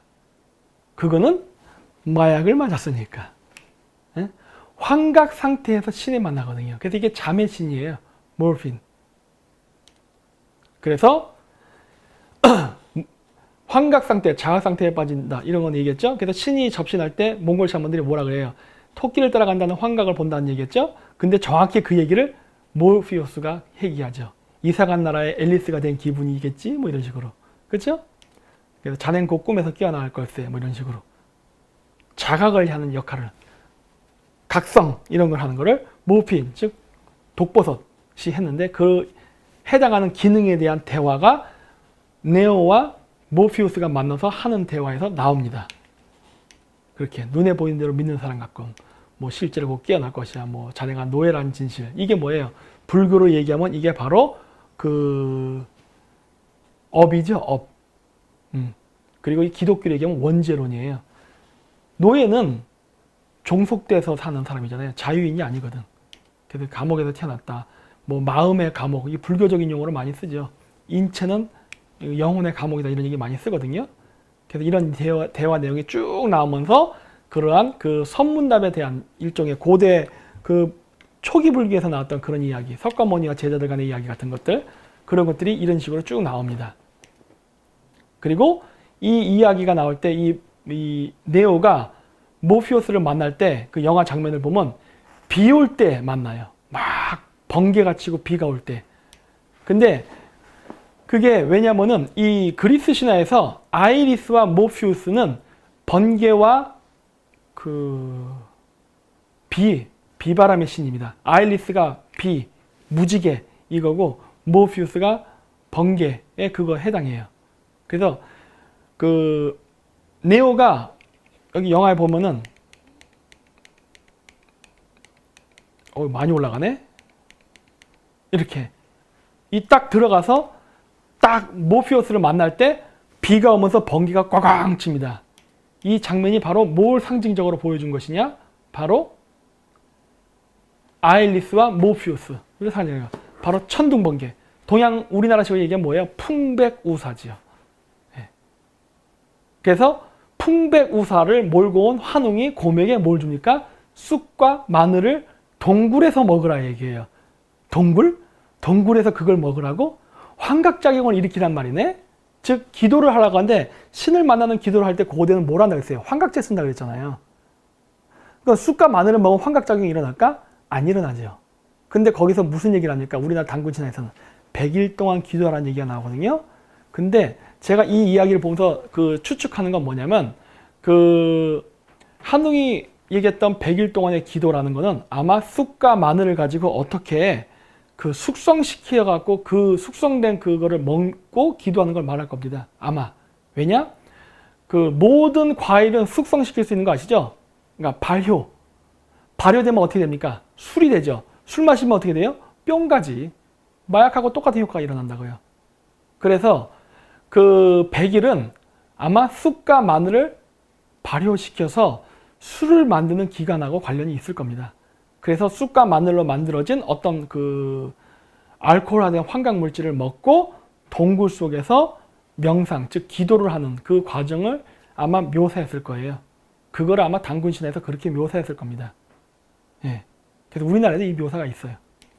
그래서 여기 보시면 이제 네오가 앞으로 새로운 태양이 될 것이라는 게 이렇게 쭉 그 대화 속에 나옵니다. 태양에 의존한다. 에너지의 원천에 태양이 없으면 안 된다. 뭐 이렇게 쭉 해서 인체에는 태양이 그 전기가 나온다. 이런 식으로 해가지고 인간과 태양을 동일시하는 그런 대화들이 쭉 나옵니다. 이렇게 쭉 나와요. 그래서 그 알약을 이게 주기 전에 이렇게 만날 때 이렇게 보면은 이렇게 거꾸로 피라미드 이렇게 모양을 해서 이렇게 모피우스가 와요. 피라미드의 거꾸로 된 모양. 이게 뭐냐? 그 조라스트교 그리고 이제 그 고대 신앙, 그 탱그리 신앙, 그 다음에 이제 그리스 고대 철학에서 나오는 물불바람흑 중에 물을 상징하는 겁니다. 거꾸로 된 피라미드는 물을 상징하고 원래 모양으로는 피라미드는 불을 상징해요. 그래서 물과 불을 합친 모양이 바로 이스라엘 깃발의 육방성, 다비드별이라 그러죠. 그거예요. 그 육방성을 한국에서 뭐로 묘사하냐? 태극문양. 물과 불의 결합. 해서 우리나라 태극기에 있는 그 태극문양은 그 이스라엘 국기에는 육방선과 같은 개념입니다. 근데 여기 보면은 매트릭스에서 보면 여기 거꾸로 된 피라미드가 나와요. 여기 보면은 여기 워터라 써 있죠. 왜냐? 네오는 물병자리 시대의 새로운 태양, 즉 메시아를 상징하기 때문에 물을 상징하는 거꾸로 된 피라미드가 나오죠. 여기서. 뭐 이게 뭐 정의를 어떻게 되면 이게 뭐 선문납적인 내용이 나는데 이건 통과할게요. 그래서 이제 뱀이 나옵니다. 아까도 얘기했듯이 뱀은 제가 사악한 동물이 아니라 그랬죠. 이건 상징적으로 쓰인다. 근데 매트릭스 영화에 보면은 그 매트릭스 세계에 들어갈 때 어떤 이런 그 콘센트를 꼽습니다. 그걸 어디다 꼽아요? 여기다 꼽아. 여기다. 왜 이런 컨셉을 잡았을까?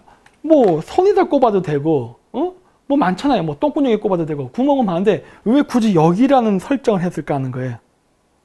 여기. 그거는 다시 그 유대교의 카발라로 돌아가야 됩니다. 카발라에는 10개의 태양이 존재합니다. 아까 얘기했죠. 근데 10개의 태양이 존재하는데 10개의 태양 외에 하나가 더 있어요. 그 중간 지역. 다스라고 합니다. 다스. 여기 보시면 다스라고 저기 그림되어 있죠? 이 부분이에요. 이 다스가 인체에서 어디에 해당하냐? 목에 해당합니다. 이 다스는 여기 보시면은 백과사전 여기도 나오지만은 히브리 언어로 나오는 거로 이게 그 유대교 신비주의에서 카발라에서 다스라는 것은 여기 그 셀피로트라고 돼 있죠. 이게 10개의 셀피로트라는 건데 이게 이 원을 말하는 거예요. 그걸 태양이라고도 얘기하는데 이 10개 생명나무, 즉 인체에 연결된 이 모든 그 기관을 연결하는 그 지점이라는 걸 상징해요. 즉 매트릭스라는 세계, 즉 어떤 그 우주관에 들어갈 때 그 키는 바로 이 모든 10개를 연결해서 딱 들어갈 수 있는 코너 다스를 통해서 들어간다라고 얘기하는 거예요. 예. 왜냐? 지금 이 영화의 기반은 뭐다? 너는 지금 꿈속에서 헤매고 있다. 이 꿈을 깨어나서 자각을 해야 된다는 얘기를 많이 하잖아요. 자각. 그러다 보니까 그 자각을 하는 그 지점이 바로 여기입니다. 여기를 통해서 모든 신체의 그 연결이 되면서 자기가 그걸 깨어난다라는 걸 의미하거든요.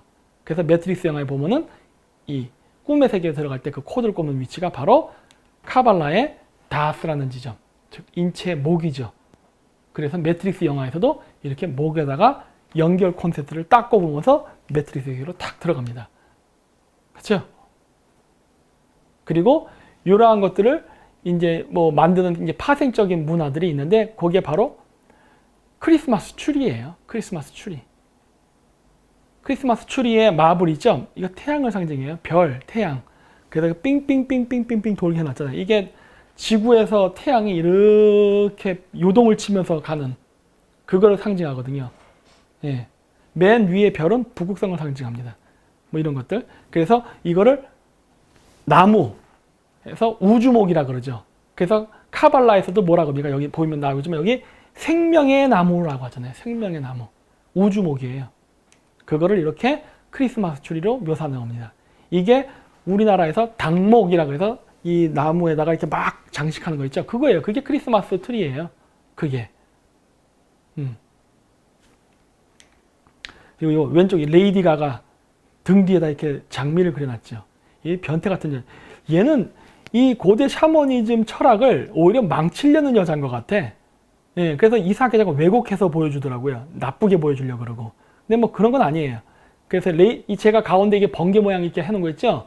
레이디 가가 이 팔뚝에 보면 저 번개 문양이 있습니다. 노래하는 것 중에. 그게 저 카발라 저거 상징하는 거예요. 예. 이렇게 되는 거. 그래서 우주에 이렇게 우리가 그 하늘의 밤하늘의 별을 보면 태양이 뜰 때 한 달에 황도 12궁 별자리를 하나씩 지나갑니다. 그래서 여기 보시면은 뭐 에이프릴의 아이리스 양자리, 타우루스 황소자리 때는 5월 뭐 이런 식으로 이렇게 써 있잖아요.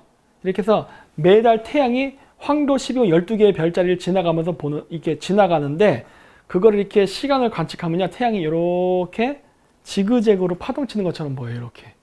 이렇게. 이 하늘을 보고 그 고대인들이 이 모습을 보고서 용이 여의주를 물고 이렇게 움직인다라는 말을 만든 거예요. 진짜 용이 여의주를 물고 어딜 날아갑니까? 그런 게 아니지. 이 태양이 움직이는 현상을 보고 만든 거예요. 그래서 하늘에는 태양이 지그재그 움직이고 땅에는 태양의 기운이 이렇게 지그재그로 움직인다. 그리고 인간의 몸 속에는 이 척추가 은하에서 해냈잖아요. 이 동맥과 정맥이 위아래로 서로 피가 움직이면서 자기장이라는 게 발생합니다. 바로 이런 지그재그로 인간의 척추를 중심으로 이 자기장이 발생하거든요. 이 자기장이 발생함으로써 생명이 활성화된다는 생각이에요. 그래서 우주와 지구와 인간은 같은 원리로 작동된다 해서 이게 바로 우리가 얘기하는 천지 사상입니다.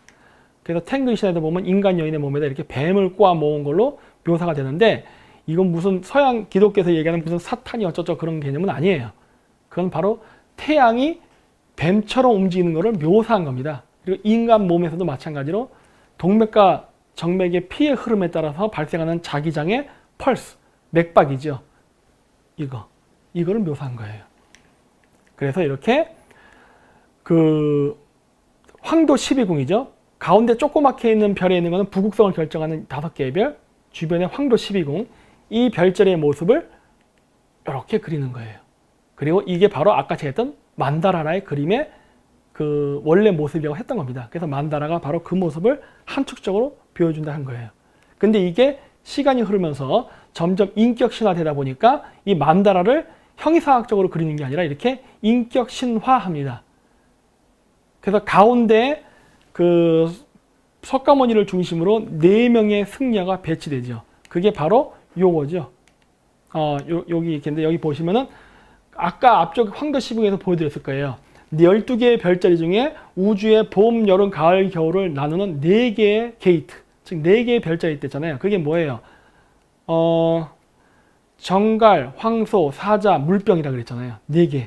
그게 바로 4개의 별자리를 이렇게 상징을 놓고 그게 4명의 승려로 이렇게 묘사된 거예요. 혹은 사천왕으로 묘사합니다. 그리고 기독교에서도 마찬가지로 똑같죠.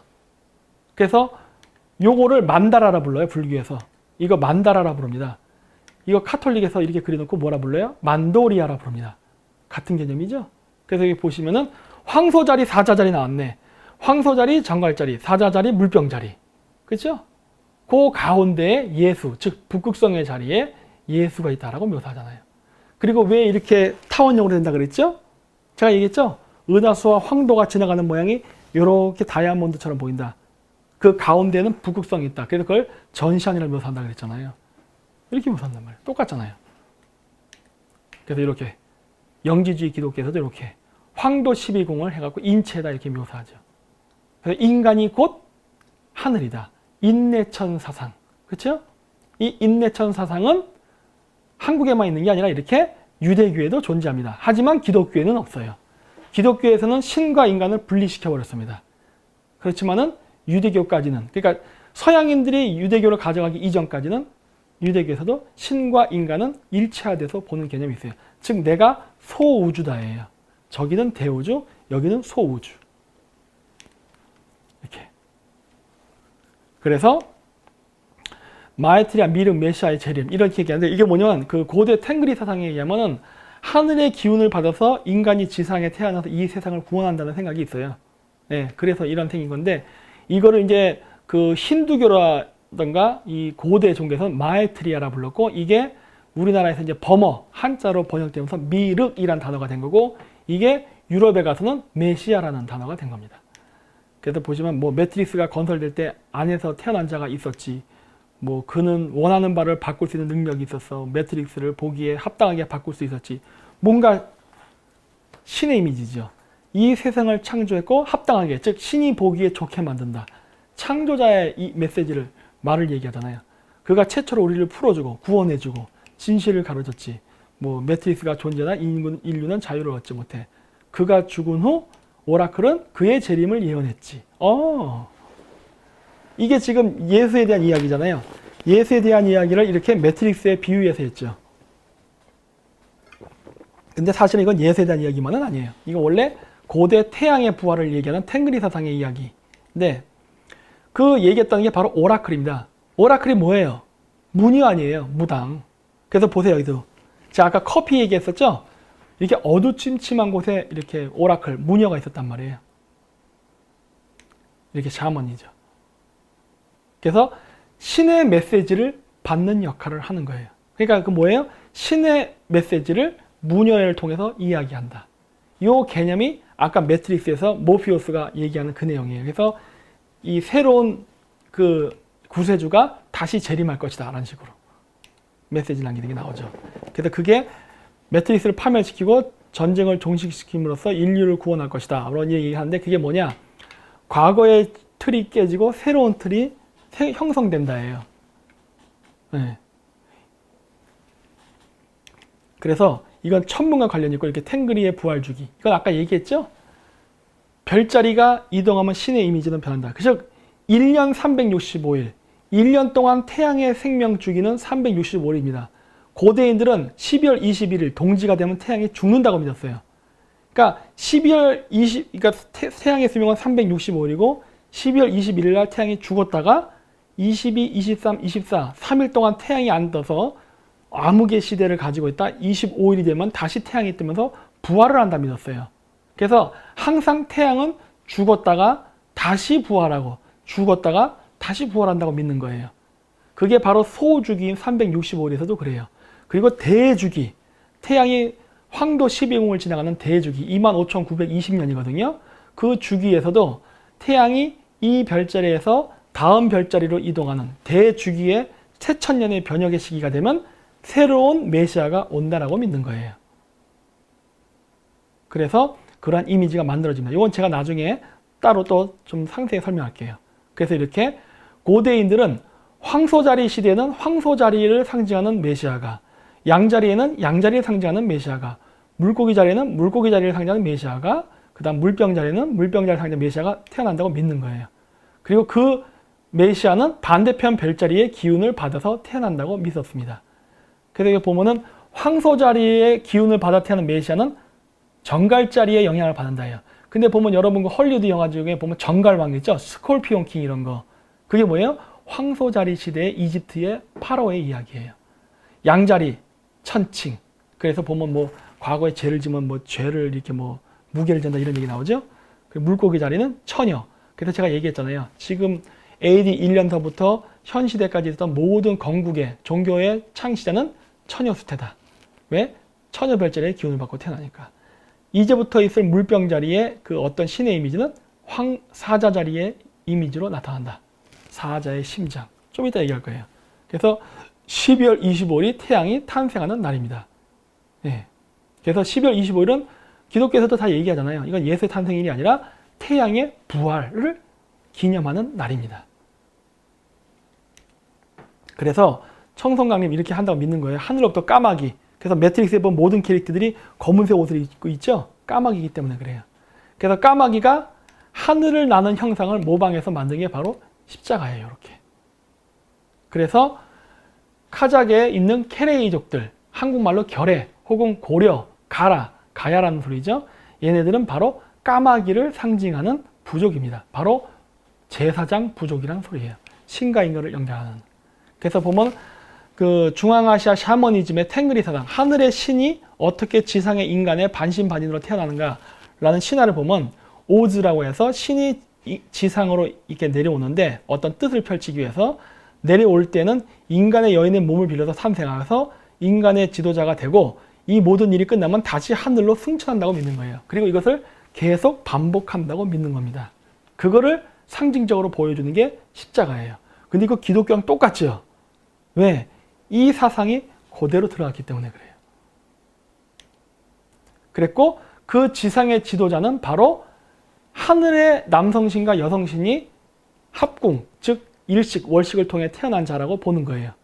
근데 그 자식이 뭐라 그런댔죠? 금성이라고 그랬잖아요.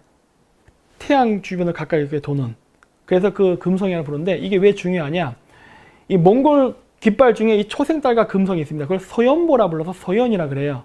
그 소연이라는 말은 그 히브리 단어로는 솔로몬, 살만, 숄판, 그게 샤먼이라는 단어랑도 연결돼요. 샤만이라고도 하고 그게 고구려의 세계는 졸본, 철몬, 주몽, 그리고 또 하나 더 있습니다. 일본, 재팬. 저것도 있어요. 그래서 그게 뭐냐? 바로 금성을 상징합니다. 몽골 말로 철문이 금성이에요. 금성은 뭐다? 하늘의 남성신과 여성신의 결합으로 태어난 자라는 소리예요. 금성이죠.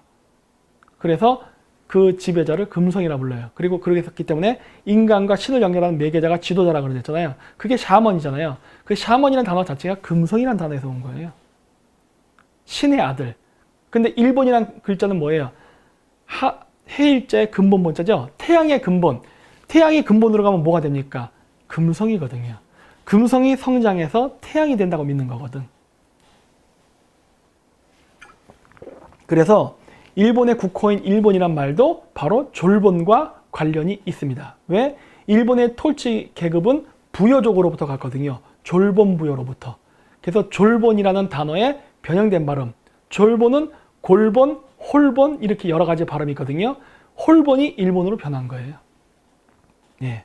그랬고 그 사람들은 바로 이렇게 금관을 썼죠. 그래서 이 매트릭스에 나오는 이야기에서 나오는 그 어떤 그 신앙 메시아적 사고 방식은 그 세계관은 그 고대 샤머니즘 종교관하고 관련이 있는데 그 고대 종교관은요 두 가지가 존재했습니다. 그게 뭐냐? 첫 번째는 북극성 신앙이에요. 아까言った은하수. 은하수를 타고 그 북극성 신을 만난다. 하나님을 만난다. 천국의 계단을 올라가서 야훼를 만난다. 이런 얘기를 했잖아요.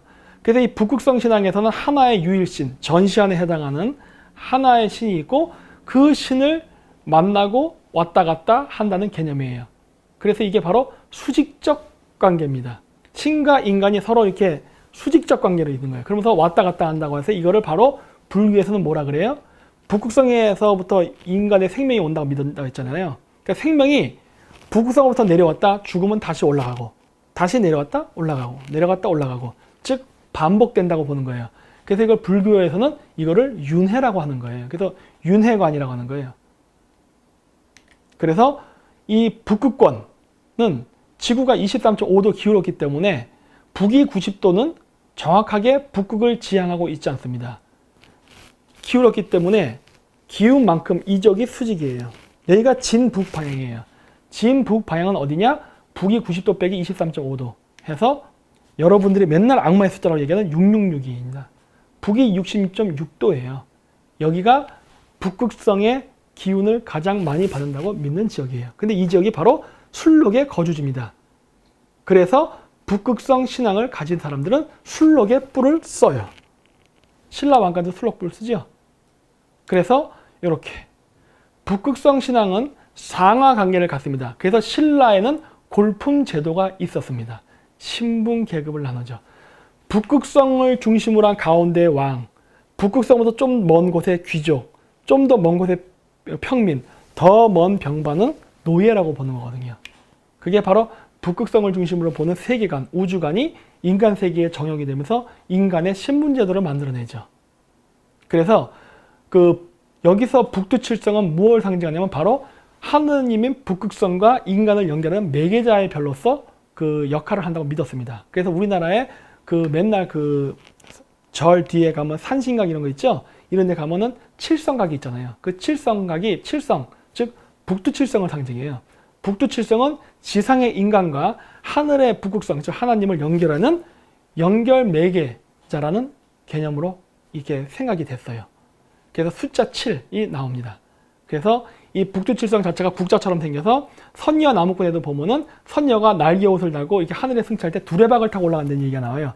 그 두레박이 북두칠성을 상징합니다. 그래서 두레박을 타고, 즉 북두칠성을 타고 하늘로 올라가서 북극성, 즉 천국에 올라간다라는 이야기가 만들어진 거예요. 그래서 북극권, 북위 66.6도에는 이렇게 술록이 있습니다.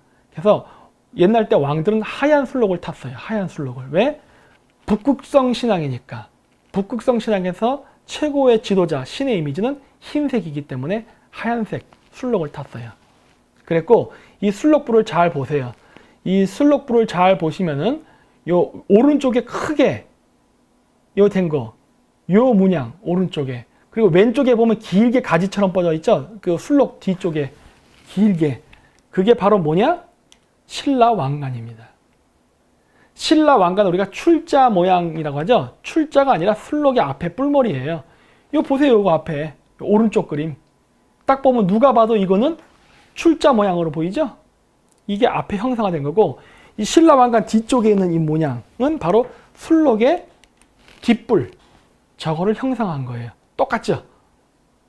술록의 뿔을, 고대에는 이 북위 66.6도에 살던 북극성 신앙을 이렇게 관장했던 하얀색 옷에 하얀색 술록을 탔던 샤만들이 이 술록의 뿔을 이렇게 머리에 썼다고요. 그래서 자기가 북극성 신과 중간에 매개자의 역할을 한다는 개념으로서 상징적인 의미로 술록의 뿔을 썼는데, 인류의 문명이 발달하면서 이 술록뿔을 쓰는 게 아니라 그 발달된 제철, 재련 기술을 가지고 황금을 녹여가지고 이렇게 왕관을 쓴 거예요. 이게 바로 신라의 왕관입니다.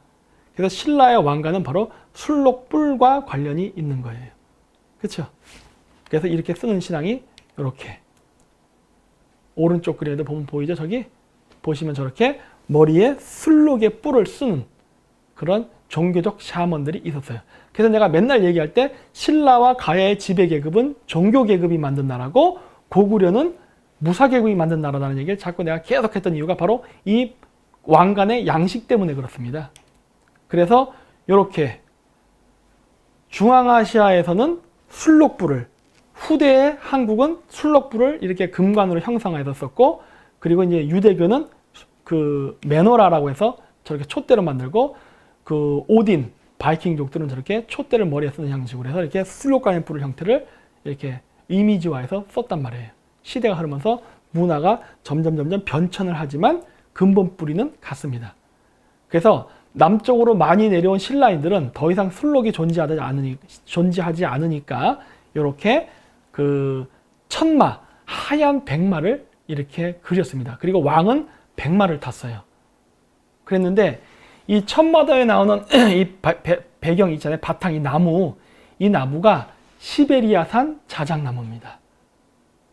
왜 시베리아산 자작나무를 썼을까요? 아까 제가 뭐라 그랬습니까? 우주목, 신목은 뭐로 옛날 때 생각한다 그랬어요? 북위 66.6도 툰투라 타이가 산림지대에 사는 하얀색 자작나무였거든요. 그랬으니까 남쪽으로 내려온 신라인들이 그 시베리아산 자작나무를 가져와서 관을 짜고 거기 백마를 그린 거예요. 그래서 자신의 왕이 죽어서 다시 자작나무를 타고 백마를 타고 북극성으로 돌아가라는 의미에서.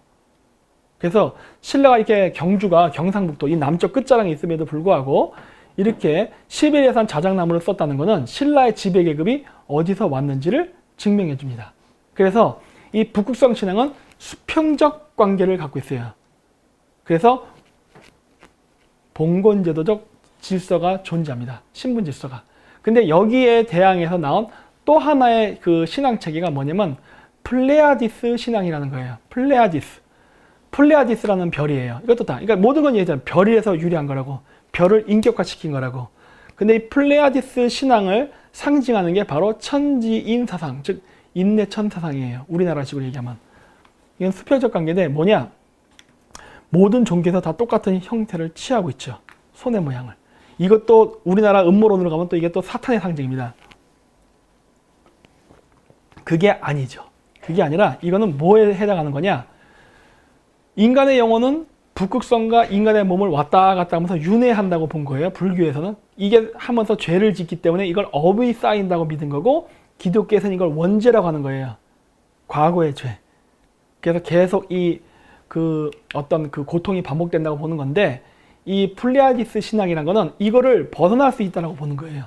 그게 불교에서 얘기하는 해탈 사상, 그리고 기독교에서 얘기하는 구원 사상이에요. 그거는 바로 마찬가지로 천문에서 기원한 겁니다. 하얀색이 은하수예요. 그리고 이렇게 노란색으로 이 빗금이 쳐져 있죠. 저게 태양이 지나가는 황도입니다. 황도. 은하수와 황도가 만난 두 지점이 있다 그랬잖아요. 이 지점인데 인간의 영혼이 죽으면 북극성으로 가는 게 아니라, 그러니까 은하수를 타고 북극성으로 가는 게 아니라 은하수를 타고 플레아디스로 간다고 믿는 거예요. 이렇게. 그래서 이렇게 그 죽음의 강을 통해서 이렇게, 우리나라에서 황천강이라 그러죠. 통해 갖고 플레아디스라는 천국을 간다고 믿는 것인데, 그때 바로 이 은하수와 황도가 만나는 지점을 게이트라고 부릅니다. 실버 게이트라 불러요. 그래서 여기 문을 통과해야 바로 플레아디스, 즉 이렇게 지구와 북극성을 반복해서 순환하던 인간의 영혼이 이 수레바퀴의 굴레를 벗어나서 다른 세계로 간다 해요. 플레아디스라는. 이게 바로 해탈 혹은 구원이 되는 거예요. 그러니까 이 지구를 벗어난다는 이야기예요. 예, 그래서 이게 플레아디스는 다른 은하계입니다. 그러니까 이거를 천문학적으로 얘기하면 뭐냐면 인간의 영혼이 우리 은하, 지금 우리가 살고 있는 인간의 은하계 있잖아요. 이 은하계를 벗어나서 다른 은하계로 간다는 말이에요. 그리고 다른 은하계에 가서도 또 이렇게 반복적인 일을 하다가 다시 또 다른 세계로 이게 이동할 수 있다고 생각하는 겁니다. 이게 오늘날 뉴에이지 운동하는 애들이 얘기하는 차원 상승이에요. 그 얘기예요. 근데 이 모든 개념은 고대 별자리를 기반으로 했던 신앙에서 나온 겁니다. 그래서 이렇게 이집트 무덤에 가면은 이 파라오 무덤 안에 이렇게 배를 그려놓거나 아니면 배에 그 유물을 집어넣어 놨어요. 왜 그랬느냐? 이 파라오가 죽으면 영혼이 죽음의 강, 즉 은하수를 타고 바로 그 플레아디스로 가게끔 하기 위해서 만든 거거든요. 그래서 우리나라에선 이거를 상여, 이 상여가 바로 배입니다. 그래서 다른 데 보면 이 상여를 배 모양으로 만들기도 해요. 그래서 바로 황천강을 건너간다는 얘기를 하죠. 황천강이 바로 뭡니까? 은하수. 은하수를 넘어 저 세계로 넘어가면 저승이 되는 거고 은하수 이쪽 안에 있으면 이승이 되는 거예요. 그래서 이걸 황천강이라고 얘기하죠. 기독교에서는 이걸 뭐라 그래요? 유대교에서는 요단강. 사후세계를 가르는 경계의 강이라고 부르는 거예요. 근데 이 모든 이야기의 컨셉은 다 천문에서 왔다. 그래서 요 오른쪽에 있는 이 토기로 만든 이거 있죠? 요거. 제 뒤에 있는 거. 요게 바로 신라 무덤에서 나온 겁니다. 여기도 배가 나와요. 왜? 왕의 그 영혼이 배를 타고 천국으로 가게끔 한다는 믿음이 있기 때문에. 그래서 이런 식으로 이 모든 그 매트릭스 영화에 보면 이 신앙체계가 고대 신앙체계가 반영돼서 영화 만들었다는 걸 알 수가 있어요. 그래서 이 매트릭스 영화는 바로 뭐다? 구원관이 반영되어 있기 때문에 플레아디스적 사상이 반영된 네오가 인간을 구원한다는 얘기예요. 근데 이 세상, 즉 매트릭스를 창조한 아키텍트를 만났는데 아키텍트가 그다지 착하지가 않죠. 굉장히 고압적이고 그 지배하는 개념으로 보잖아요. 왜? 북극성 신앙에서 그 개념이 왔기 때문에. 그래서 상하 관계로 신분제도적 관점에서 얘기하죠. 그래서 일단 1부는 이걸로 마치고요. 그 다음 주 저희가 오는 날이죠. 그때 매트릭스 2부를 제가 녹화 방송한 걸 다시 또 올리도록 하겠습니다. 그래서 오늘 이 매트릭스 1부는 이것으로 마치도록 하겠습니다. 네, 고맙습니다.